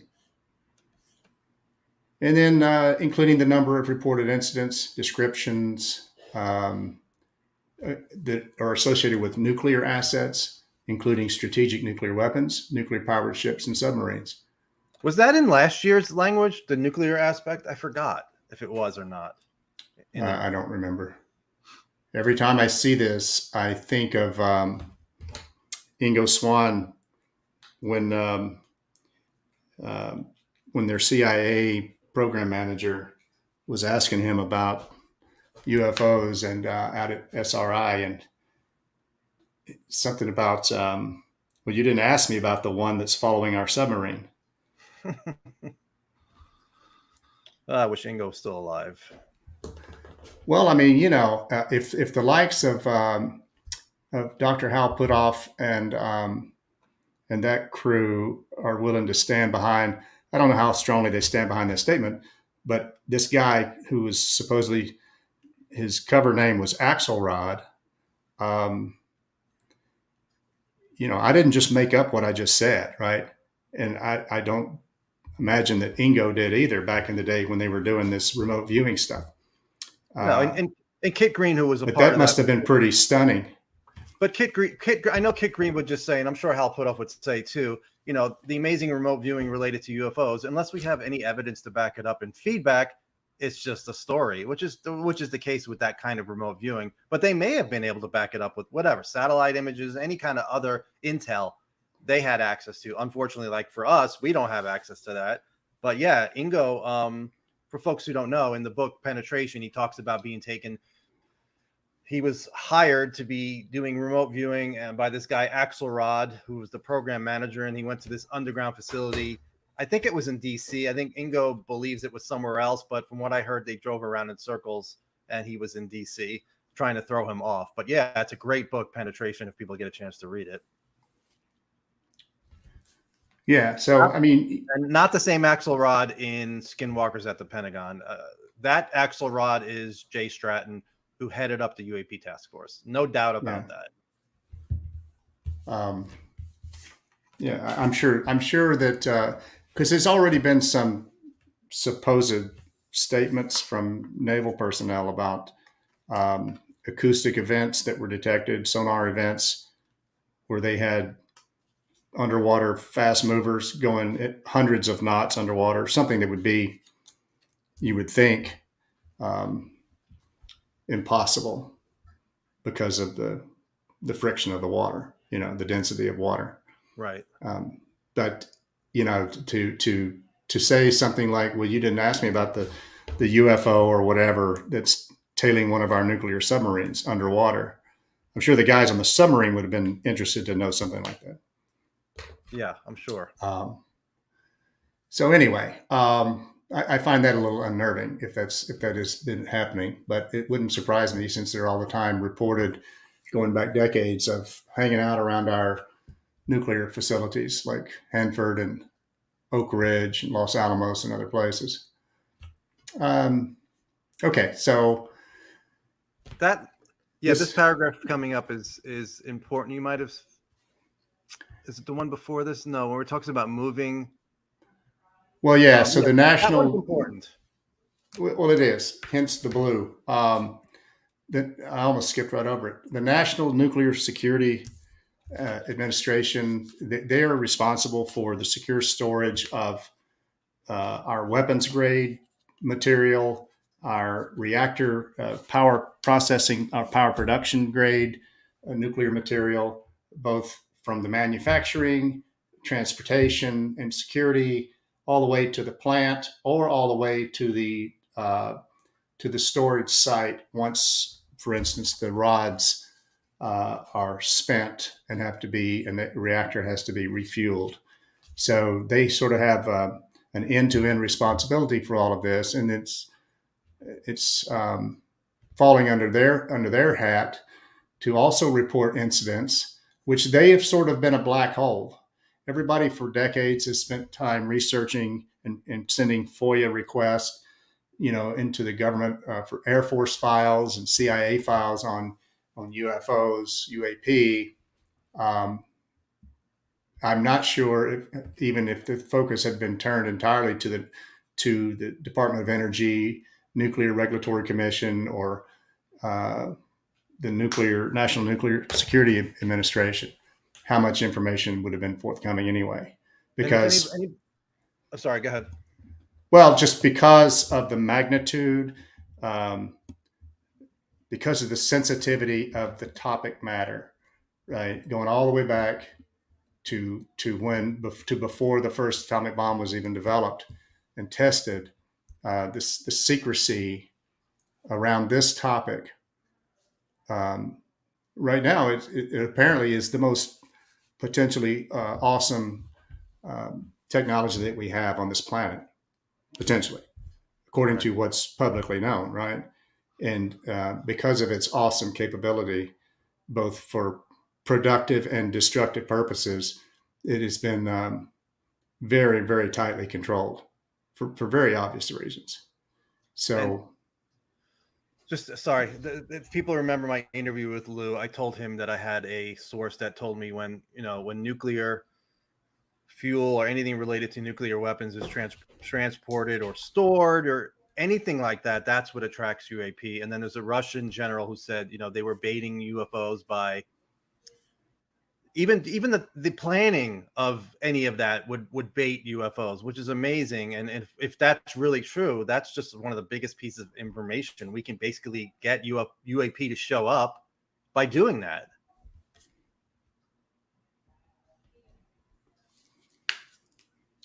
well, you agree? Well, I guess I agree. If that's the main attraction, if that's the crowd pleaser to them, our nuclear capabilities, then that sort of makes sense to me, right? You go back to, gosh, there's so many, but I mean, even out at in Albuquerque, at the weapons storage areas out there years ago, there were a lot of interesting things apparently going on out there with sightings and Los Alamos, Sandia. I would love to know what their interest is in all of this. I'm not going to speculate on what it is, but if I was going to develop a plan to try to draw them in, that's probably the avenue I would take. And just one side story. I don't know if you know the story about Lawrence. I think it was Lawrence Livermore, where Uri Geller showed up, and then some of the scientists, when they went home, started having poltergeist-like effects in their homes. The wife and the husband and wife, seeing really weird phenomena in their bedroom, a little miniature flying saucer, a crow standing on the end of the bed. So there's really some weird connection. And if people want to read the story, Annie Jacobson talks about it in Phenomena. Hal Puthoff has also spoken about it. It's really weird story. And I think Kit Green was involved too. Yeah, I think Dr. Garry Nolan is onto something with this the immunological effects relationship, sort of how a disease spreads. Right. That's the path, that one of the paths he's pursuing, in how these people who have these encounters, when they go back home, these mysterious illnesses pop up in their bodies. Then their children start having poltergeist things, start flying off the walls. Then their children go off to college, and at their apartment or flat, wherever they are in their college town, weird things start happening there. And they weren't even related. They never went to this site. Their dad or their mom did, but how this stuff, it's almost like they contracted something. This what they call it, the hitchhiker effect. And the jury's obviously still out on that, right? They're still trying to, as far as we know, they don't know why that occurs. Yeah, and Colm Kelleher talked about it, how they thought it was kind of like a contagious agent where it spreads. And there's another book out there, I think it's called Contagion. It's related to poltergeist. It came out before Skinwalkers at the Pentagon. And I've thought, if that's the case, what is this intelligence? Is it purposely trying to spread, through engaging with us? And I don't have any doubts that the hitchhiker effect happens. There's so many people, Michael. It's like, is everybody lying? Between Eric Davis, between Jim Lukatsky talked about it, George Knapp, the 5 DIA folks who were reported by Knapp, Lukatsky, and Kelleher, who went to Skinwalker Ranch, the guy who was in Oregon, his daughter took it home to the East Coast. There's so many people. Is everybody lying? It's like, and that's not something you're going to lie about. That's not good for your reputation if you're talking about shadow beings hovering above your bed or poltergeist-like activity occurring in your house. That's not good for your career. So for people to say they're lying, it makes absolutely no sense to me. So I think that's a serious issue. And if it's really occurring, as I've spoken to with a friend, it's probably one of the most important aspects of the phenomenon. Well, I put another level of importance on it. It's coming from people that are cleared professionals that have worked in this industry or this domain in the communities, either defense or intelligence or both, for a career, that have their professional livelihoods and reputations at stake for having said things like that and been quoted or written books. Why would they lie? Right? Because in the world in which we're talking about, credibility and seriousness and believability and compatibility and being a consummate professional is an important part of all of that, right? Not only your technical acumen, your expertise, and your ability to noodle things through that are often exceedingly complex, but then to communicate the so what of what you've analyzed to the leadership for whom you work, and they're serving either the nation or some customer themselves and have to report something up. All of that is in a chain of veracity and authenticity. And so when people of that ilk are making claims like this, I sit up and listen. Whether it's in Skinwalkers at the Pentagon or Colm Kelleher or Garry Nolan, Hal Puthoff, Eric Davis, Kit Green, and that's pretty much, that to me, that's enough right there to say there's something strange going on here. And somebody somewhere knows way more about it than they're saying. And I don't think it's all one big psyop to trick us into something. I know people. I've kept my mind open to all possibilities. Eric Weinstein says, it's either something unknown or it's a psyop, and I'll keep my mind open on the psyop, but I don't think that's what's going on. And so continue, because I don't want to keep you here for 4 hours, but it's great that you're giving us all this time, so I appreciate it, because this is Well, important. I mean, I'm sure people are probably getting tired of me droning on and on. No, it's fine. It's good. So here, the good news here is that, although not highlighted, the NRC has been called out. So they're running the gamut, right, of every agency that you ever wondered about their interest in this topic. They've called them out and they've involved them, to include nuclear power stations, fuel storage sites, and other sites and facilities regulated by the NRC. They even get specific about the form and the format of the report. It's going to be submitted in an unclassified form, but may include a classified annex. I found this interesting. If it's unclassified, there is a big push in the government, at least overtly or outwardly, to try to get a handle on this, what's referred to as overclassification of things.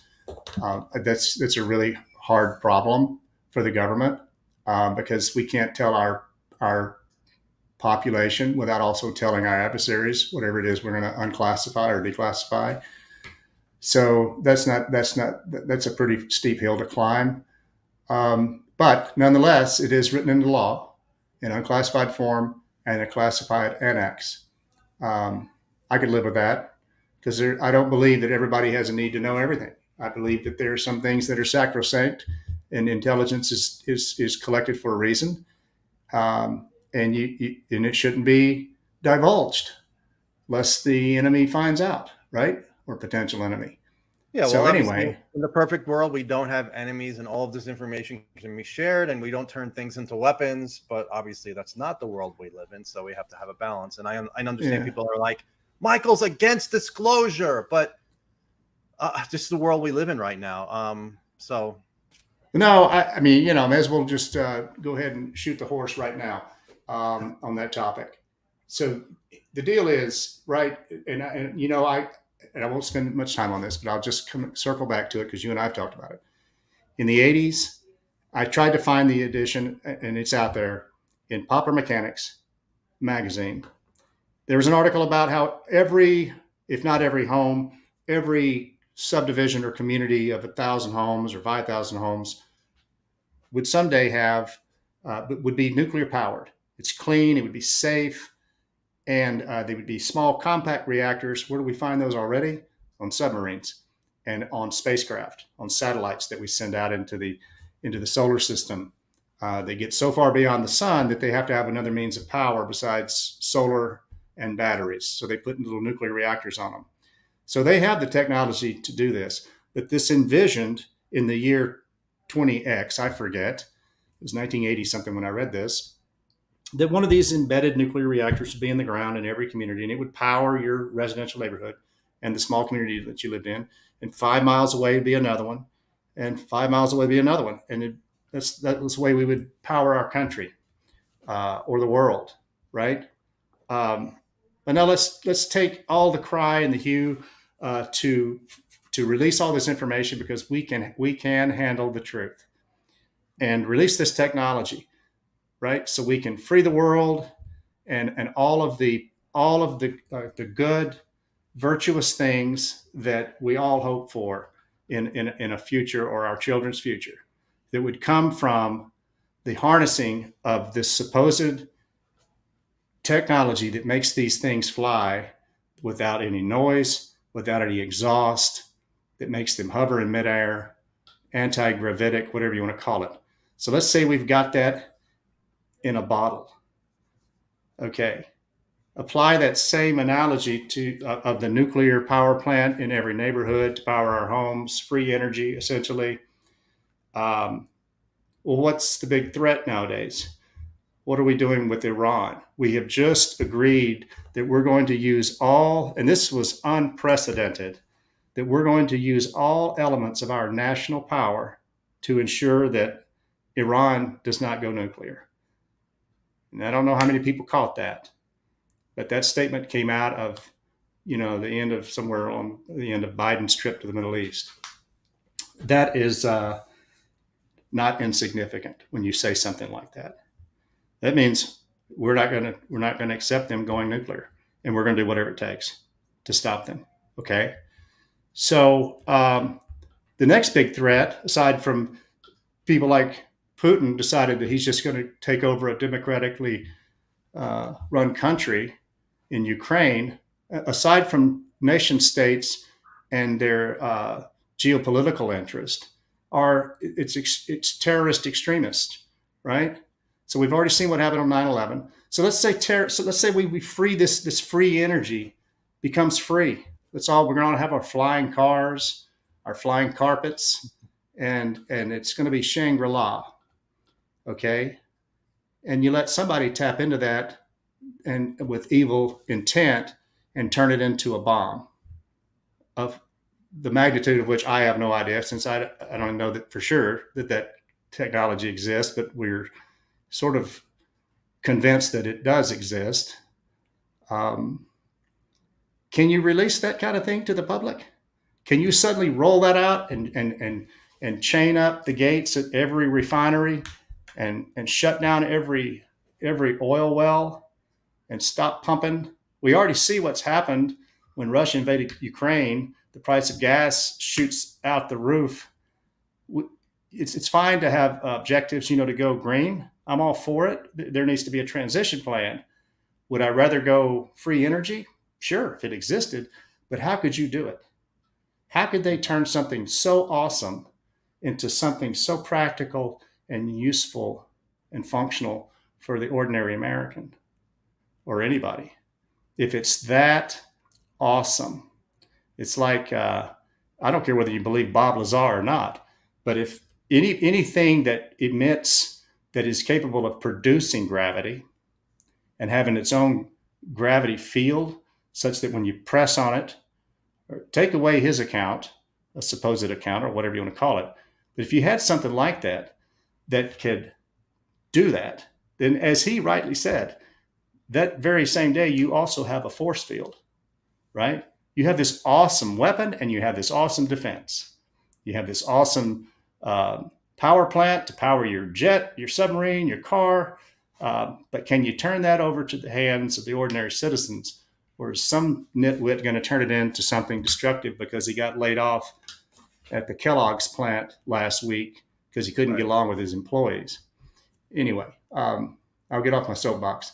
No, so it's a hard problem. I want to inside a hard problem. Let me pull up the one more video and interrupt you because it's totally related. Let's just listen to this.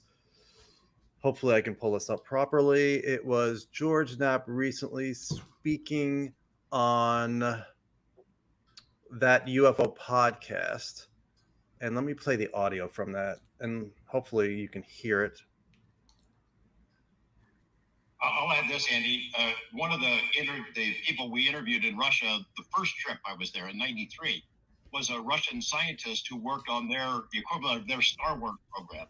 He had never spoken to a journalist, not just an American journalist, certainly, but he hadn't even spoken to a Russian journalist. He hadn't used his real name in public. And he came forward. It was the time when there was a window of opportunity there, and spoke to us. He said, he showed me, he had this funny little thing sitting on the table when we came into the room where we interviewed him. And he had been living in one of these star city places that didn't exist on a map for his whole career, working on advanced weapon systems. And he showed me this little tabletop thing. He called it the weapon of the aliens. And he pressed a button and this beam burned a hole instantaneously in a razor blade. He said, this is what we're working on. We want to be able to develop this technology, what we call the weapon of the aliens. We know that the Americans are working on it as well. We want to beat you to the punch. This is also goes to the heart of why I'm not encouraged that we're going to get anything like disclosure anytime soon, is because there's a race for this technology. We're trying to figure it out. The Russians, the Chinese are trying to figure it out. How far each of those nations have gone, we don't know, but we're never going to release this information because we don't want them to know how far along we are. It is always going to be a matter of national security. And I think that you'll have people, the organizations like the U.S. Air Force and OUSDI, that will never come forward and tell us what we want to know because of the national security implications. I couldn't have said it any better myself.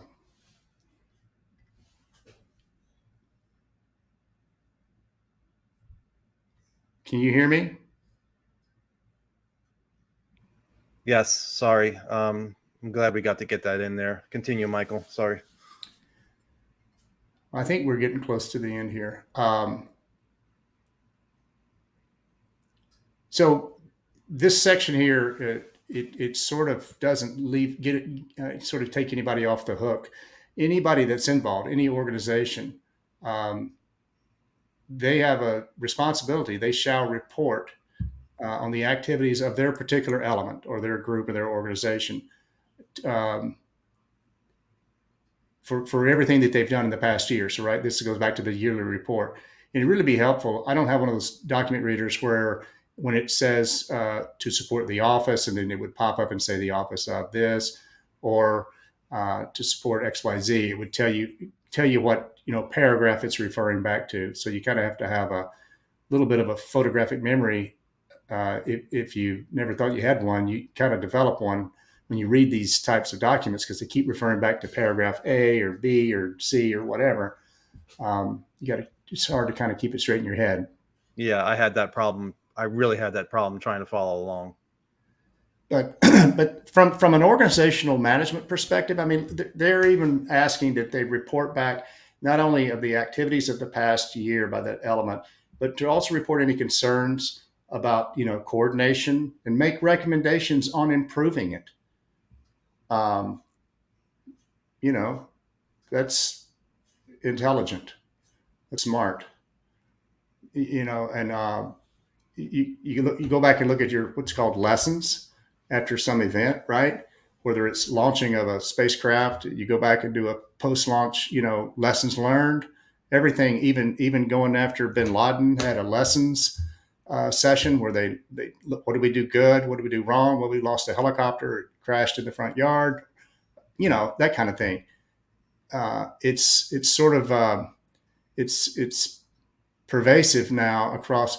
I don't know about civilian government agencies, a few of which I've supported in the last 10 years, and I can tell you that, and I'm not speaking disparagingly of them, but in comparison to the intelligence community agencies in the DoD, the thoroughness, I better be careful what I say, but the IC and DoD, they do, obviously all organizations have their issues, but from a thoroughness standpoint, follow the data standpoint, an exactitude standpoint, the IC and the DoD are pretty impressive when you start talking about stuff like this, with both the systems that they have and how they use them and what they do with the data.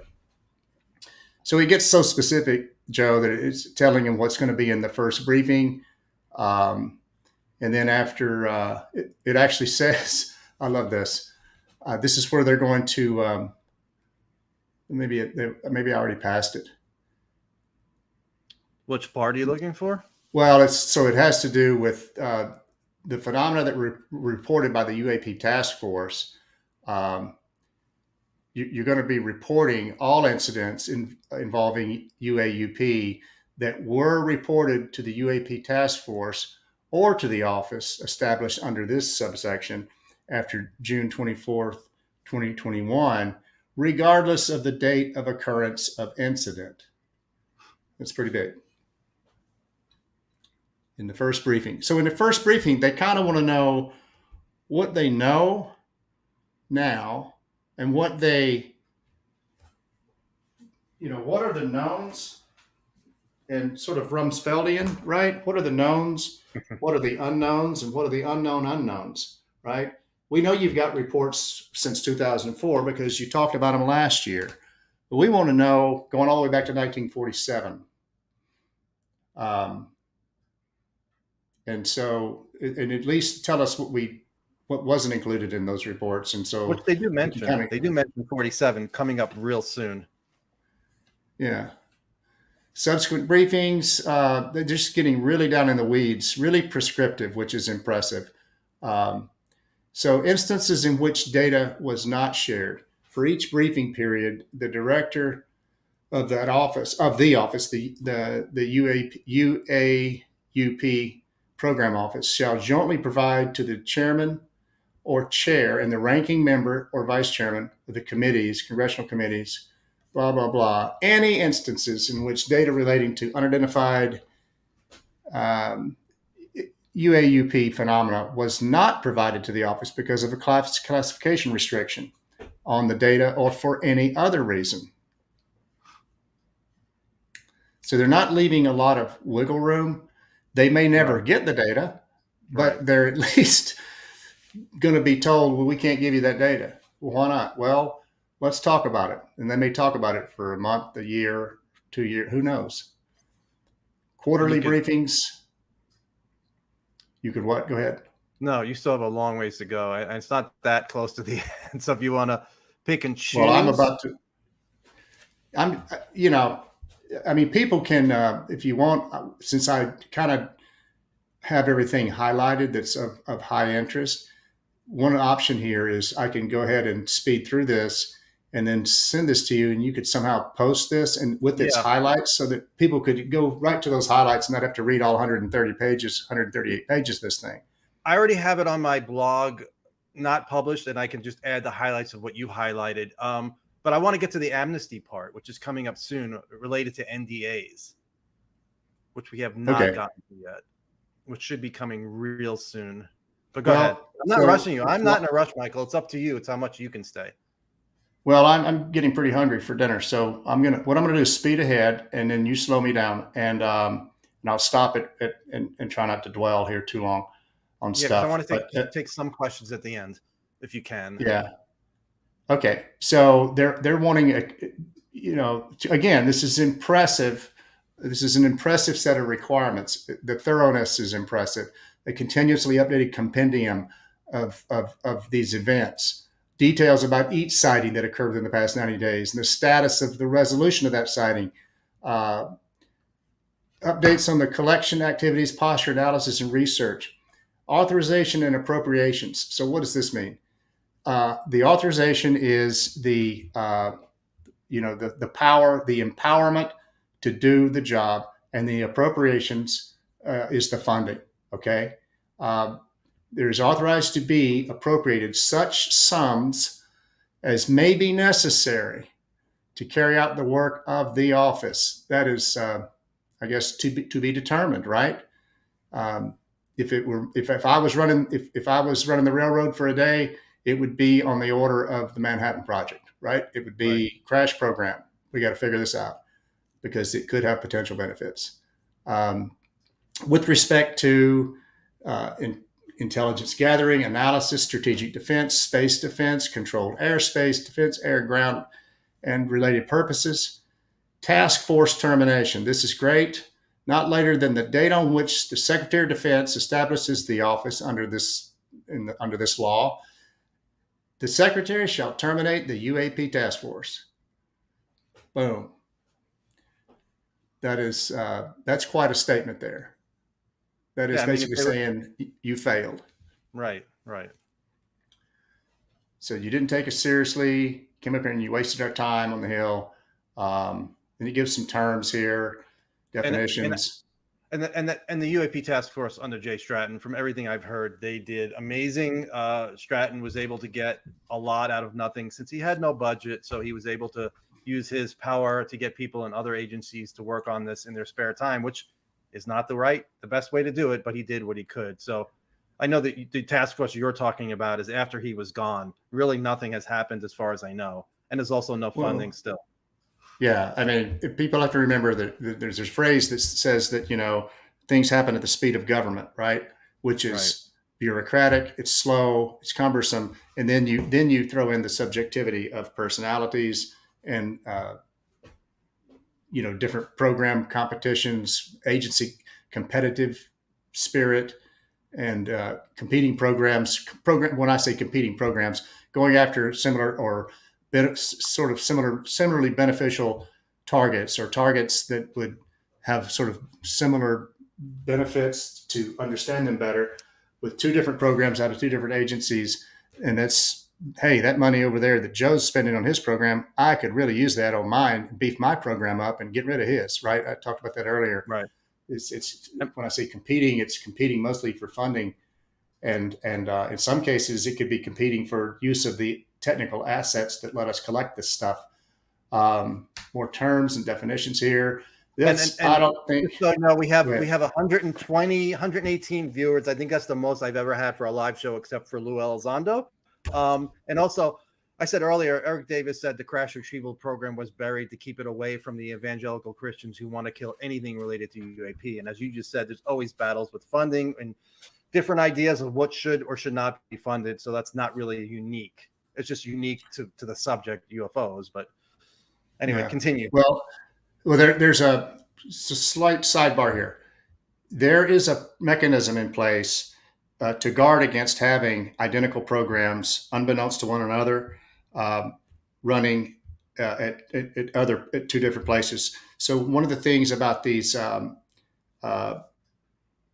SAPs, for example, or any sort of major technological effort, tech development effort, when you register that program and you classify it, there's a process that where the people that adjudicate that and give that program its classification and its security wrapper and put it in that portfolio or whatever, they do a check. They're supposed to do a check across all portfolios to make sure that hey, they're not already doing that over here somewhere else. So you guys go away, right? We already got that covered. It's been going on since 2011 or whatever. There's supposed to be a mechanism in place for that. And I can talk more about that later, but you hope it works, right? So you don't have duplication of effort and duplication of excess funds spent. So I thought this was interesting here. This probably has never been in a congressional bill ever. The term transmedium objects or devices means objects or devices that are observed to transition between space and the atmosphere, or between the atmosphere and bodies of water, that are not immediately identifiable. And it goes in here to describe what it means by these terms. Submerged objects, devices that are not immediately identifiable, or display behavior or performance characteristics suggesting that the objects or devices may be related to the objects or devices described in blah, blah, blah. So they're sort of leaving no stone unturned about saying, hey, we want you to also look at not only airborne UAP, but subsea, UAP. Can you explain what temporary non-attributed objects are? What does that mean? Well, if it's attributed to something, where is that again? Just go down a little bit. It's the first paragraph. We'll go back up to the parent. The other way. I know, but I want to read the parent language again. Okay.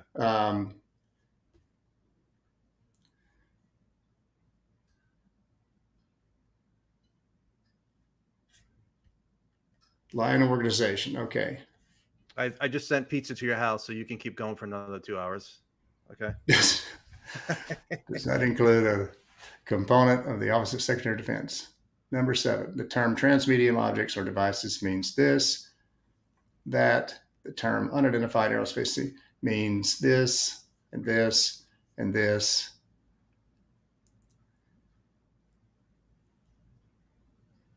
And does not include temporary non-attributable objects, or those that are positively identified as being, well, a non-attributable object, attributable or attributed object, I would say would be an unknown or an uncorrelated target. Right. And I can't really, I don't want to go into that other than if you're sitting somewhere on duty and you're in the military and you're looking at a screen that's popping up stuff that's pertinent to your area, saying, hey, Russia just launched this missile, it's headed here, or a tank was just destroyed over here. And then all of a sudden you get this weird something that's half the fields are not filled out. It doesn't tell you exactly what it is. It just tells you the time it was, but there's nothing to correlate it to. It can't be attributed to anything. It's an unknown, but it did register on the system, whatever that system is. Maybe a satellite saw it, maybe a system heard it, detected it, whatever. But you just don't know. That's my best guess. Okay. It's a non-attributed object. It cannot be attributed to something, because just like in say regular software that does translation software, it is programmed to recognize English in my case, right? I'm speaking into it and it's going to maybe translate it into like the Google Translator app on your phone, if you've ever used that. It's programmed to recognize English, and then you can tell it to now translate that into whoever you're talking to, wherever they're from, Spanish or Greek or whatever. But if I'm speaking gibberish, but I'm still speaking nonetheless, it's detecting that I'm speaking, but it doesn't know what to do with it. Does that make sense? It does. Right? So these systems that we have, many of them are super intelligent, smart, technologically advanced, that they're designed and developed, programmed to do a certain job. And they have these databases of attributes that they're going to say, go look for, whether it's a satellite or, whatever, or say an undersea listening station. It knows what a whale sounds like because it's loaded in a database. It knows what a fish burp sounds like because that's loaded in the database. But if it hears something anomalous, it doesn't know what it is. It'll report an unattributed sound. It can't attribute it to anything. So they're saying, we don't want to know about unknowns. Okay. Delegation of duties is this kind of clerical amendment. It's kind of boring stuff. Here we go. Now This is the important part in the NDA. Yeah. So everybody knows what the word notwithstanding means. It means despite of, notwithstanding the terms of any non-disclosure, written or oral agreement, order, or other instrumentality or means that could be construed or could be interpreted as a legal constraint on reporting by a witness of a UAP phenomena, reporting in accordance with system established subsection. Okay, so I thought this was saying one thing when I first read it, but I think it's saying something else. Non-disclosure agreement, regardless of whether you've signed one or not or been told not to talk about it, by a witness of a UAP phenomena. So that is not somebody working in a lab on a crash retrieval program. Right. That's somebody that's had a sighting of some sort. Right. Got it. All right. That's the way I read it. That particular paragraph, I agree. I read it that way too. I could have sworn there was more information related to people working in programs, but let's see. But so this would be like your pilots and stuff off the East and West Coast, right? That getting, they feel like they can't talk about it, so they don't. All right. Now they are now hereby authorized and shall be deemed to comply with any regulation order issued under the authority of Executive Order 13-526, meaning this executive order is what governs the classification of information in the United States. And it says that relating to classified national security information, okay? Or Chapter 18 of the Atomic Energy Act. And it's kind of, now I've never had a Q clearance over on the DOE side of the world, but the structure, how they classify things and how they background investigate people and how they give you clearances and how it all works is, I'm told, is virtually similar. It's just different different terms largely, and just a little bit different way of doing things. But what is interesting and always has been to me is that there was a bifurcation back in the 40s and 50s of these two threads. There was intelligence and defense classified information, and then there was atomic energy related or nuclear related classified information. And it was deemed so sensitive that it was channeled off into its own domain, the atomic side of it, right? So that's in a nutshell saying, yeah, we take this stuff really seriously, but we take nuclear really, really seriously. So we want to handle it separately so that it doesn't get convoluted over here. You know, it's separate and distinct. Then there's a system of reporting.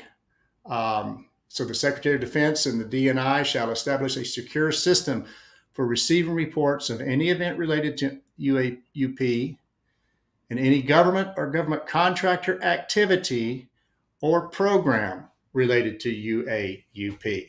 So there's your catch-all right there. But it doesn't say B is cleared of their NDA, right? Is that what you're saying?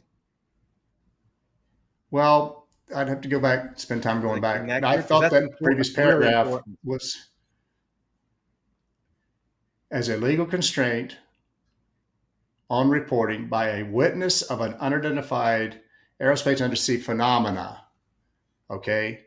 And I don't read any government or government contractor activity or program related.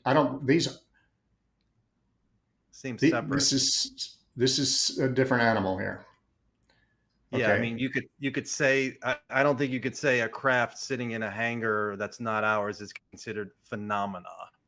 So yeah, it seems something separate, which I did not note the first time, which I'm glad you're pointing that out. Well, maybe that's why the person I spoke to said that does not offer immunity. It's not saying what you think it does. Well, so I put a box around this for a reason, and I've forgotten kind of why now. Let's read it. Protection of systems, programs, and activity. All right. So this is saying that the system that's been set up, according to paragraph 1, right here, shall establish a secure system of receiving reports, any event relating to UAUP, and any government or contractor activity or program related to UAUP. The system established shall serve as a mechanism to prevent unauthorized public reporting or compromise of properly classified material in intelligence systems, programs, and related activity, including all categories and levels of special access and compartmented access programs, current, historical, and future.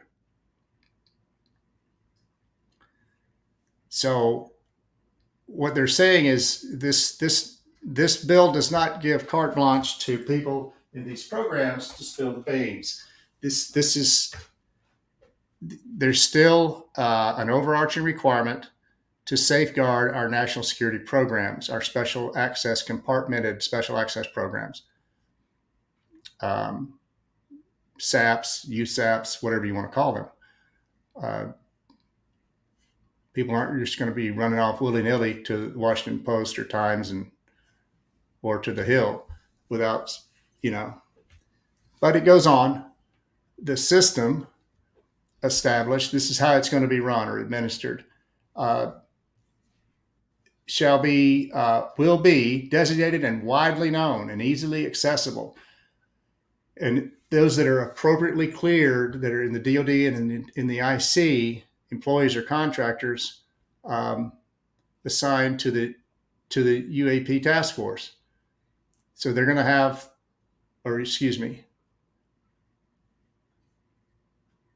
this looks like it's falling back on old language. Yeah, it's a little confusing or the office. Okay. So it's going to be run by people that are very visible. If you need to give a report, they're going to be easily accessible, and they're going to be appropriately cleared to hear what you have to say. So the office is the middleman between the people who work in these programs who had a sighting and Congress. Is that correct? The office is the middleman? Well, all of this And is going to go on a report.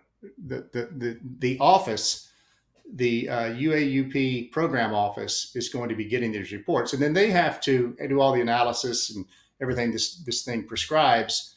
But then they have to frequently report back to these committees. And the committees have to trust that the people in this office are giving them accurate information and sharing proper information that was shared with them. Well, yeah. I mean, I know I'm being a little cynical there, but they are the. All right, keep talking. I'm going to mute myself while the dogs go crazy for a little bit. So this specifically talks about the sharing of information, and I'm assuming that means across channels. So the sharing of this information provides for immediate sharing with UAUP program office personnel and supporting analysts and scientists of information previously prohibited from reporting under any non-disclosure written or oral agreement, order, or other instrumentality or means, except in cases where these cleared government personnel that are administering the system conclude that the preponderance of information, the total body of the information available regarding the reporting, indicates that the observed object and associated events and activities likely relate to a special access program or compartmented access program that, as of the date of the reporting, has been reported to congressional defense committees and the congressional intelligence communities, and is documented as meeting those criteria. So this is where you get into, there's something called commensurate, what was it, CCMS, commensurate control measures. And we can, that's a sort of a deep dive into how these programs, are managed as far as SAPs and USAPs and so forth.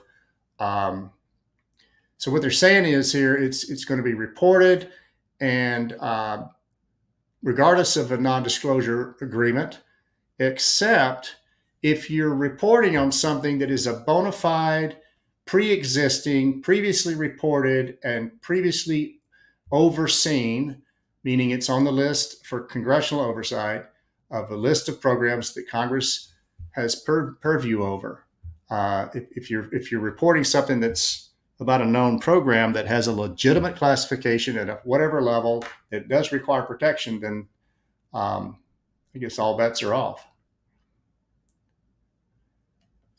In other words, it says it shall provide for immediate sharing with office personnel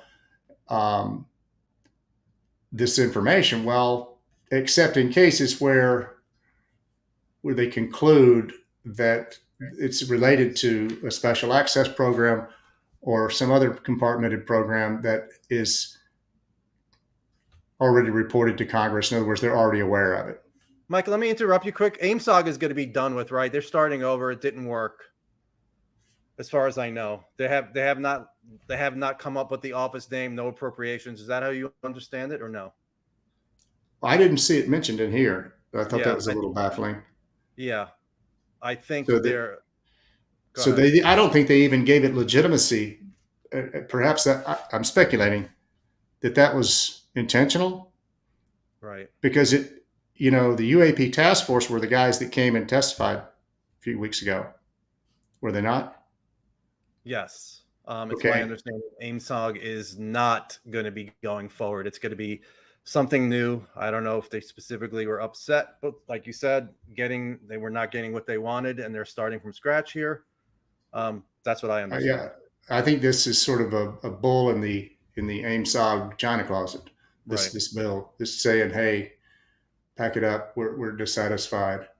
Then they go into initial reporting and publication. There's something in there that talks about a program that is specifically, it says, special access programs that are specifically reported to Congress. Is there any room in there at all for programs like a alleged crash retrieval program that wasn't reported properly, for that information to come out? Or is it, like you said, I think you said to me, it doesn't matter. It still has a classification level, and it's got to follow the same rules as anything else, even if it wasn't reported to Congress? Well, I don't know that there are unreported programs. Allegedly, there's at But least four yeah, UFO thank related you. unreported programs. Well, so that's a good word. Allegedly, the obfuscation that they've used, with the shell companies and the third party subcontractors that then hire a major aerospace corporation, a division of a major aerospace corporation, and that's where it's like third and fourth levels removed from a line item on a committee review sheet. Uh, Anything's possible, right? Anything's possible Right. about. I mean, there are some things that are hidden on purpose, with not with malicious intent, and other things could be. I mean, maybe these aren't, if they exist, aren't hidden on malicious intent. They're hidden Right. for some of For the same reasons. reasons that sort of Kit Green went into Yeah, about people basically they having. don't trust the public with this information. The public doesn't care. The public watches football on Sunday, and basically we're not good enough to know this information. Let me interrupt you again. I'm working in a special access program about UFOs that has not been reported. I want to come forward and speak. The people I speak to, how do they get read into the proper level of what I'm read into on the crash retrieval program? How do you do that? Well, Any ideas? I don't think you even get that far. You wouldn't, because of your life, not your physical life, because of your livelihood and your employment, and your dedication to duty. You're not going to just call up some committee and say, "Hey, this is me. I want to go before you and testify about what I'm working on."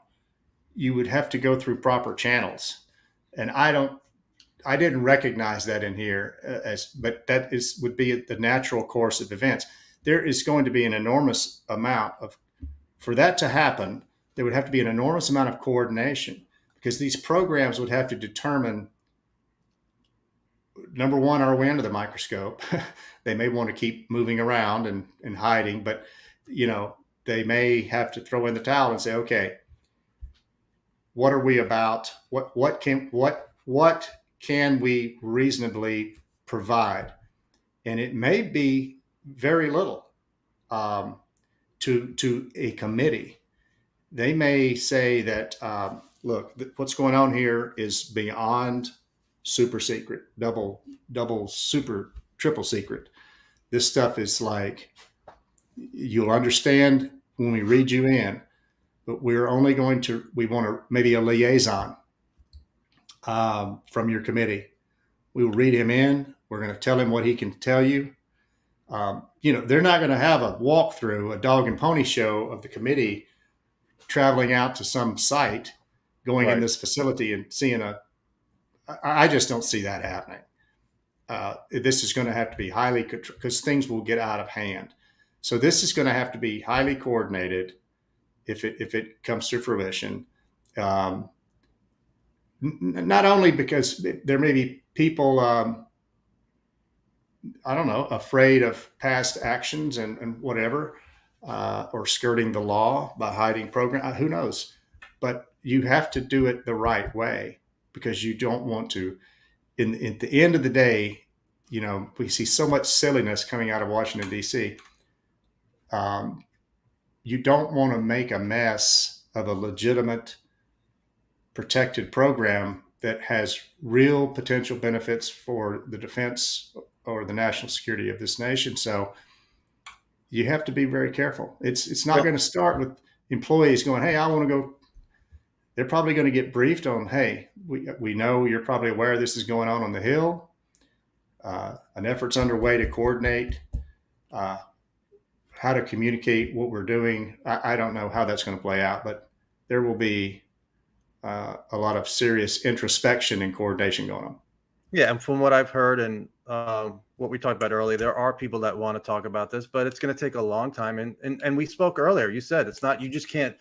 Somebody mentioned you just can't go to the media. Immunity / amnesty, whatever. You just can't go to the media, or you're not going to be able to speak to the public. You'll be able to speak to this office, and whether.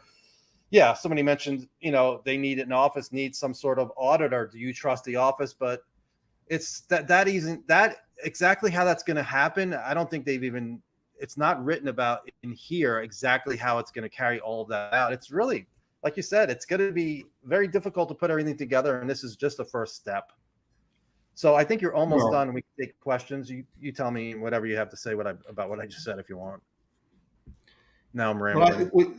So we'll just finish up with this. They're going to be asking for all records of of these NDAs.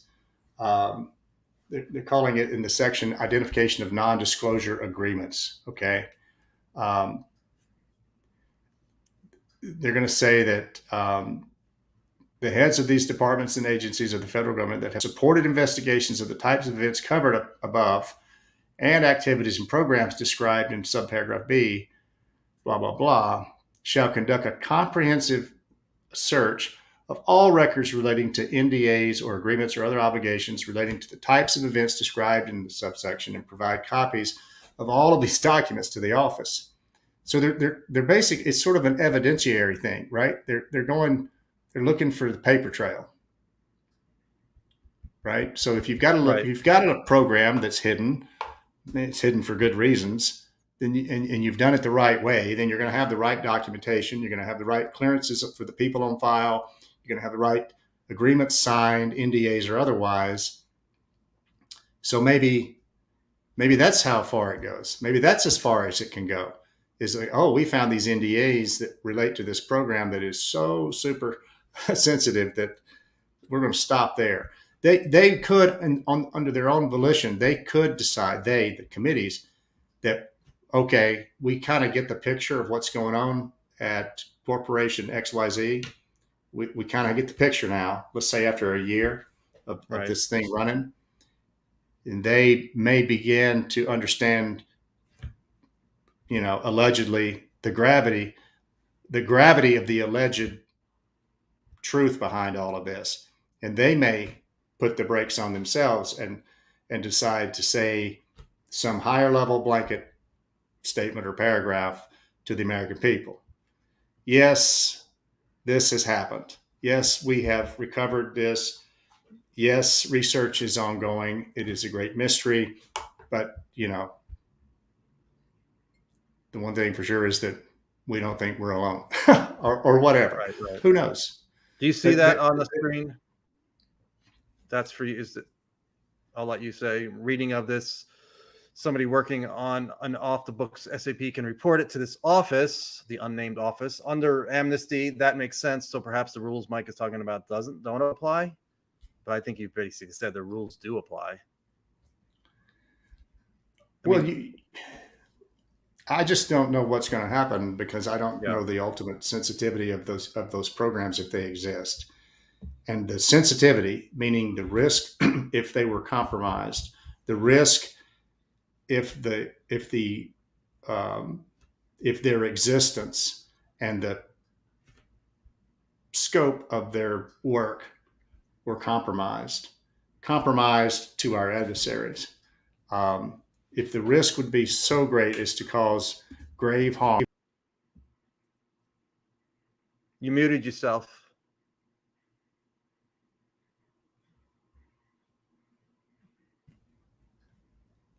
Can you hear me now? You're muted. Yeah, go ahead. Anyway, if they determine that the program is so sensitive that it ranks according to executive order, top secret, whatever the caveat is behind that, then it's going to have to be managed what am I trying to say here? These programs are managed very meticulously, very strictly, and with a lot of intense caution and maybe active security measures or other means to hide them. And they're not done that way because it's cool to be like James Bond or whatever. They're done that way to prevent them from being discovered by our adversaries. If they're that sensitive, even if it's an off the records program, it's still going to be run within that same type of framework. There's a methodology to locking programs down, to backgrounding all your people, to allowing access or limiting access. I don't see where this gives carte blanche to anybody to come forward. Although I think it makes the discovery. It's a good start on discovery. Sort of panning, gold panning, if you will. They're sifting. They're going to start sifting. It won't happen overnight, but Right. And the committees are going to become aware of whatever the reality is, either abruptly or as they are given information over time. And so this raw enthusiasm that's expressed here, maybe enthusiasm is the wrong word, but certainly the vigilance and the thoroughness with which they're talking about how they're going to go after this information and run this program, it's going to probably have a lot of constraints on it. They have to be careful, right? It's like Depending on what I agree. Depending what the story is. I mean, obviously, me personally, I want all of it, but I know there are ramifications, whether it's technological or world-shattering information for a lot of people. I'm gonna. Well, I mean, one last thing, I can see it is very highly likely in some instances that they will, rather than submit information or report something or go brief on the Hill, that select members, perhaps, or their designees will be invited to come to wherever it is. And it will be a very limited walkthrough. Limited hangout. A limited hangout. No, it'll be a very limited tour. Right. For lack of a better word, and that way they keep it enclosed there. And when the senator or the congressman arrives, when he lands and gets off the plane, the first thing he does is walk into this facilities office with the security rep, the program manager, and he's going to sign a statement saying that what you see here stays here until your toes up. Now sign your name there and put your badge on and follow us. Yeah. Right. And that's fair. If it requires that, if it's that sensitive, but that stuff though, there are so many layers to this. Again, that's all speculation. We're saying that allegedly this stuff exists, or as it is alleged. You just can't give the keys to the kingdom to the entire committee or everybody on Capitol Hill or whatever. You just can't. It will not happen. That's not the way you handle your nation's most sensitive information. And I have questions building up, so if you're done, let me know. I think we're at the close here. Yeah, we're pretty done here. This is just saying that you can come forward and it won't be a violation of any law. There's not going to be any tribunal against you for reporting information. And then people are prohibited from reprisals, things of that nature. You can sue them if somebody comes after you, is basically what it says, which I don't know if that's enough of an encouragement to come forward. Oh yeah, they just whatever. You could sue them, but there are people, I'm sure, if we believe the stories, allegedly, who are afraid to come forward because there have been alleged, intimidation over the decades. Yeah.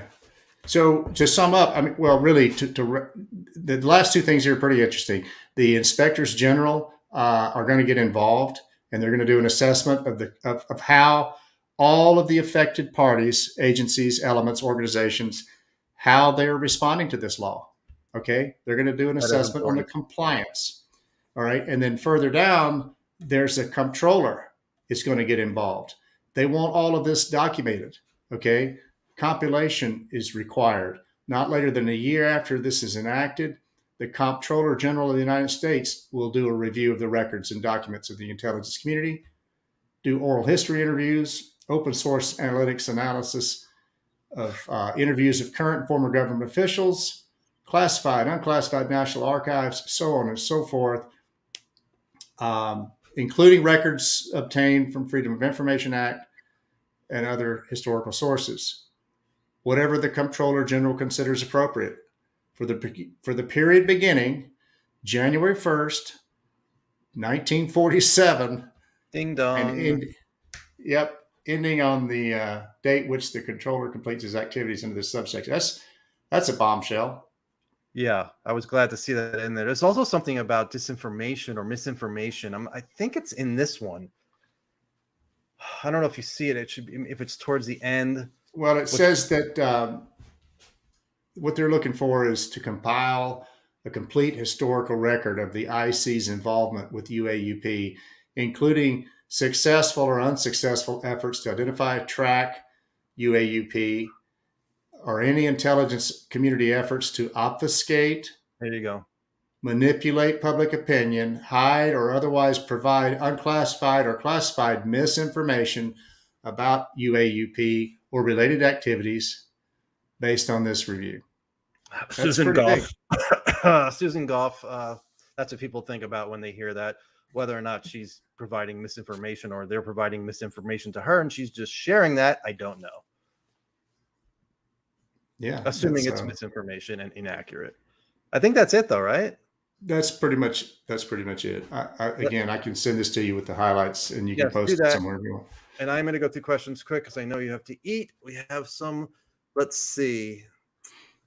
Oh, you can answer them quick. What can people do to keep the pressure up for disclosure? Any opinion on the UFO pack that was launched last year? Is that the one that is, what is the, It's just basically, I forget who it was, but basically, yeah, to influence and the guy's got a name though. He's been around for a couple of decades. it's not Stephen Bassett. It's another person. Oh, and yeah, okay. It's another pack. So yeah, I would what I would tell anybody is, and do what you want to do as an individual. I wouldn't spend a dime on this. I would let the people that we elect keep. Now, in my case, keep contacting and request when you. It's better to call your elected official, your representatives.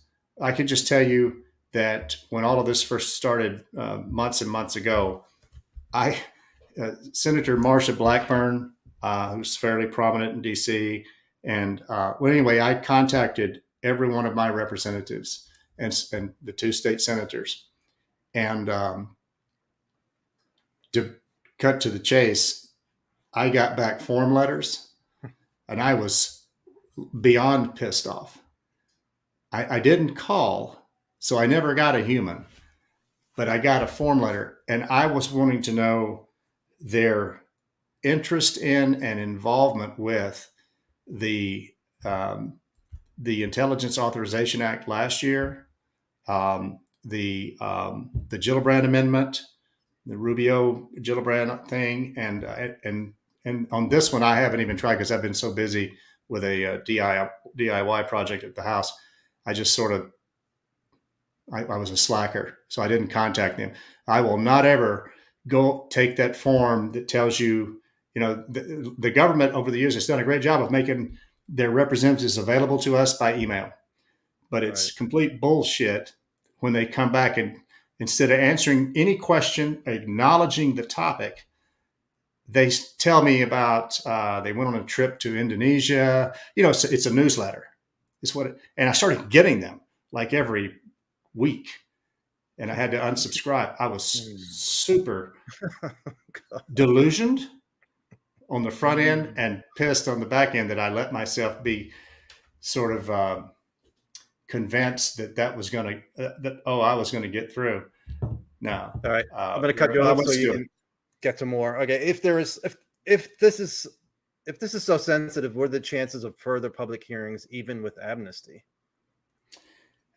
I think that, like any of the major hearings we've had on Capitol Hill over the decades where they involved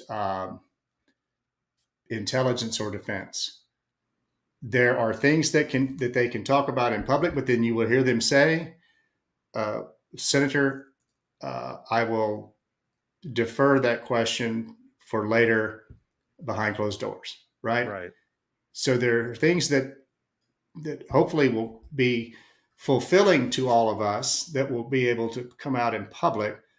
But if everything is as alleged, or if even 50% of what's alleged is real, that's going to have to be by necessity dealt with behind in a non-public way. Here's another one. If there is anything is there anything the Senate did not put in here that you would have wanted to see at this time? No, I think it's really, really well written. It smacks of Chris Mellon, of course, but and he's just a very intelligent and thorough person. I don't like the phrase where the rubber meets the road, but it's so prominent, everybody knows what it means. So I'll just use that. When it comes down to it, it's going to come down to funding and competing priorities on any given day. Okay, it's going to depend on the personalities running these agencies. I mean, the law be damned. You can't get rid of the human factor that is used to staff these offices. And you got personalities, but let's say that everybody is going to roger up and salute, and they're going to try to meet the letter of the law. Well, then there's still going to be hundreds of millions of dollars of competing intelligence money that will affect the speed at which this is realized. Because other things can't drop off the plate just because this comes up. So the realities, the harsh realities, just like after last year's Intelligence Authorization Act and last year's NDAA, how many months they're going to spend?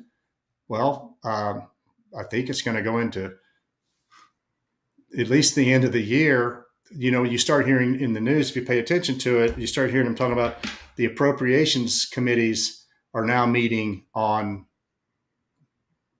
this or that bill. That's where the interested parties, you know, whatever it is, they have their delegates, they have their staff members, they get in there and they haggle over funding and they come to agreements. This is how pork gets added in, right? Things will get shifted.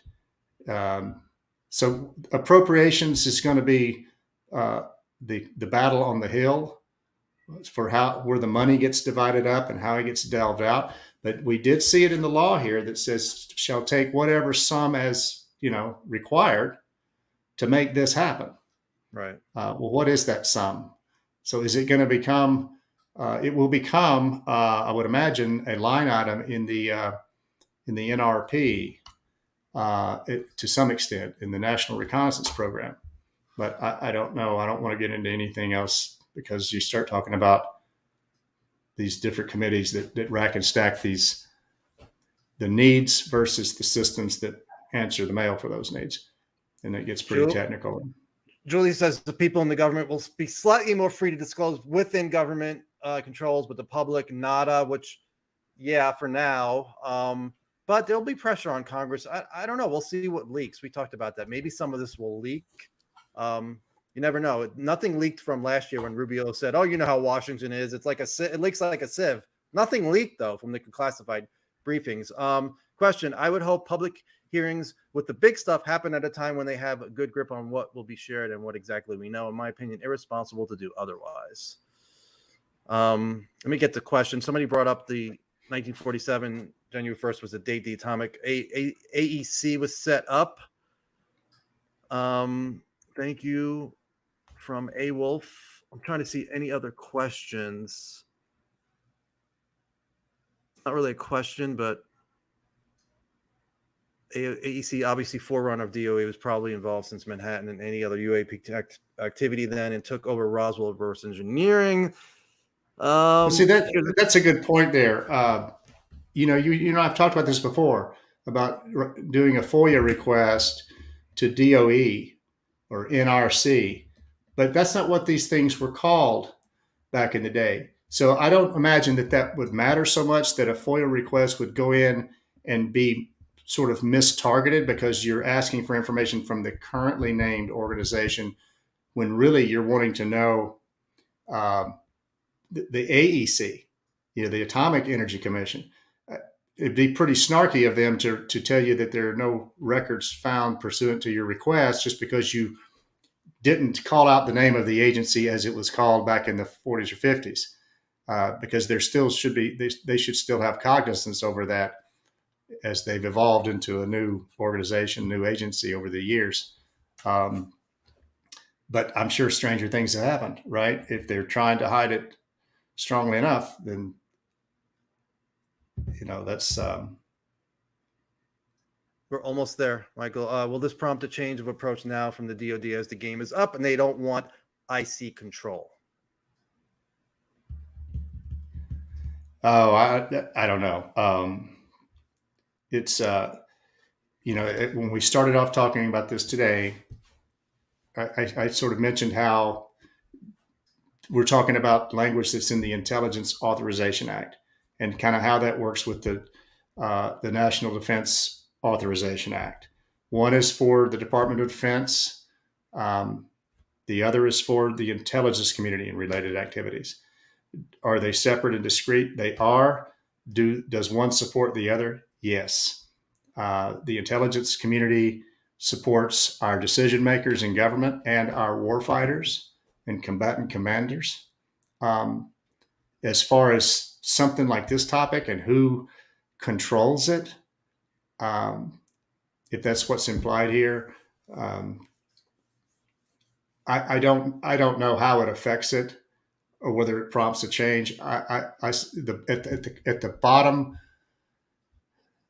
of all of this, if, as alleged, there is material and there were bodies and there is research ongoing and there have been gains from it, we've learned from it, we've built our own systems from it, based on observation and study, that is all still classified fact by necessity.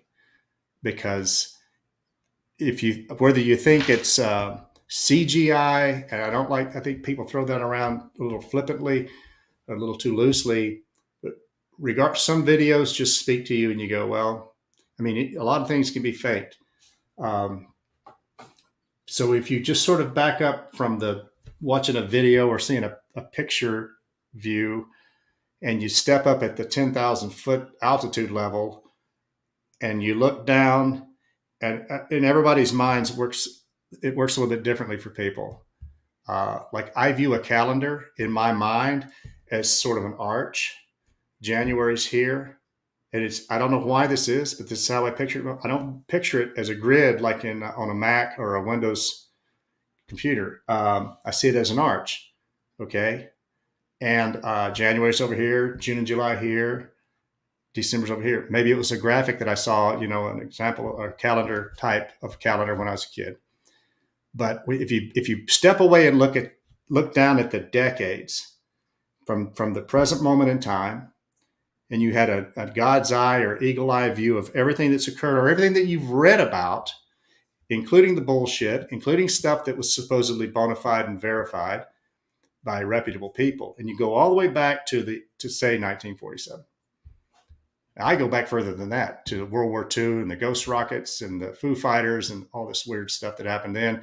Go back to those religious paintings and cave paintings and indigenous peoples' stories over the eons. That whole body, the total body of evidence says that something isn't as it seems. Something's going on. And I find it pretty far-fetched. And I get a little insulted when I'm told by my government that there's nothing to see here, that we don't think anything's going on and we're not looking into it. I think that's complete and utter horseshit, pardon my French. How could they not be interested? How could they not? You see something that's hovering over the city and all of a sudden it zips off. From day one, I'm calling my Air Force rep, back in the 40s, and I'm getting my top scientists on this. Just like in the merry-go-round event in 1952, when they circled for 2 weekends over Washington, D.C., that really happened. That really happened. And it woke both literally and metaphorically woke up Truman and the CIA and the Pentagon. And Truman wanted answers. And that's another story for another time. But when you read all of that, this isn't make believe. Something overflew the Capitol 2 straight weekends in a row. Jets were scrambled.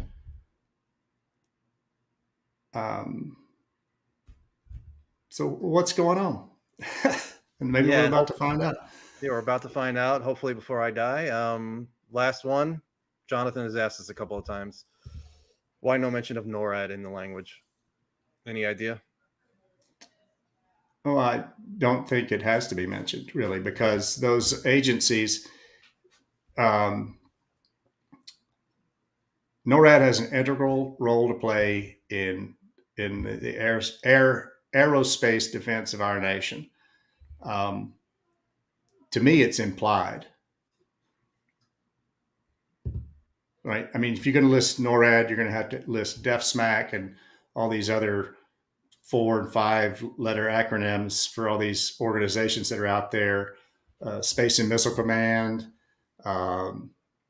Defense Missiles and Space Analysis Center, NSA. You just have to, Defense Warning Office at DIA. You're just going to have to just name everybody. The best way to get in touch with or to involve those folks is to just involve all of the branches, all of the agencies in the IC and the DOD. So to me, it's covered. And with that, it's dinner time for both of us. I appreciate you taking all this time. I mean, I didn't think we would go 3 hours. It's been great. We'll be doing it again. Michael and I will be doing something that he wrote up on Paul Hill's book, Unconventional Flying Objects. And I think it's really one of the most important books written about UFOs. And Michael knows a lot about it. So that'll be coming up soon, hopefully next week or the week after. So thank you, Michael, for taking all this time. Thank you. Yeah, it was fun. My pleasure. I might be coming your way in the fall. So make a room for me. You're welcome here anytime, Joe. Yeah, I'm looking forward to it. All right. Enjoy your dinner. Right. Thanks again.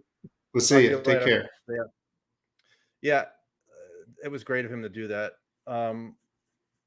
He has so much information on this subject. I cannot tell you. He knows so much. It's like between the history and then obviously a lot of this is opinion and speculation. And back as far as AIMSOG, I'll find out about that. I was under the impression that AIMSOG is being disbanded and it's kind of like starting from scratch. And I hope that's the case, but it's still a problem with the OU SDI office, which has been a problem according to Lou. But we'll see. It's a first step. Like we said, I never thought we'd even be talking about this at this point in time. Lou says come back 5 years for bodies and craft. I hope it's not 5 years. I mean, with this language, but it could be. And then somebody said that Lou is good at I don't know if it was you, Jonathan, but somebody said Lou is going to talk about, no. It was Project Unity tweeted something about how John Ramirez said that Lou was going to talk about, he's here to talk about how we're a hybrid species. I'm like, yeah, all right, let's say, I'm open to all possibilities. Let's say that we're a hybrid species between us and them. That information is not coming out anytime soon. We haven't even gotten information about craft and alleged bodies. And Lou can't even talk about the 23-minute video. The people think talking about us being a hybrid race is around the corner. I mean, come on. Bodies and craft, 5 years. Hybrid race, 25 years. And I'm being sarcastic there. But anyway, yeah, it is exciting times. This was definitely one of my favorite shows. This one, Lou and Knapp and Kelleher. And Mike, I don't know if he's on Facebook. I don't know. I do not connect with him on Facebook. I'm rarely on Facebook. Yeah, I don't know if that's an insult. All the Australian people I know have been wonderful, along with Canadians. This is a hit on AIMSOG, Joe. Chris and Lou don't do half measures. Yeah, I think it is a hit on AIMSOG, and I think Congressional folks are listening. I would like to hear from, where the heck is Gillibrand on this? Nothing. There's nothing publicly. So hopefully the media does their job. Oh, It's Mick from Australia who said that. I didn't even see who said that. I'm like, who is saying that? They're insulting Australians, and I'm not even realizing it. I think New Zealand and Australia has that rivalry. Yeah, I don't know why Project Unity gave too much, I don't know, tweeted it out about John Ramirez, but we're not hearing about any alleged hybrid species or hybrid species between us and them anytime soon. Anyway, all right, I'm going to eat now. So thanks for all the questions. Hopefully I know I missed stuff in the text, but I was trying to pay attention to him and trying to pay attention to the language, which he did a good job. And I know some of it's getting too far into the weeds, but it was, I think it's important, and I'm glad we did it. So I will talk to you guys soon. See you on Twitter. Have a good night or day.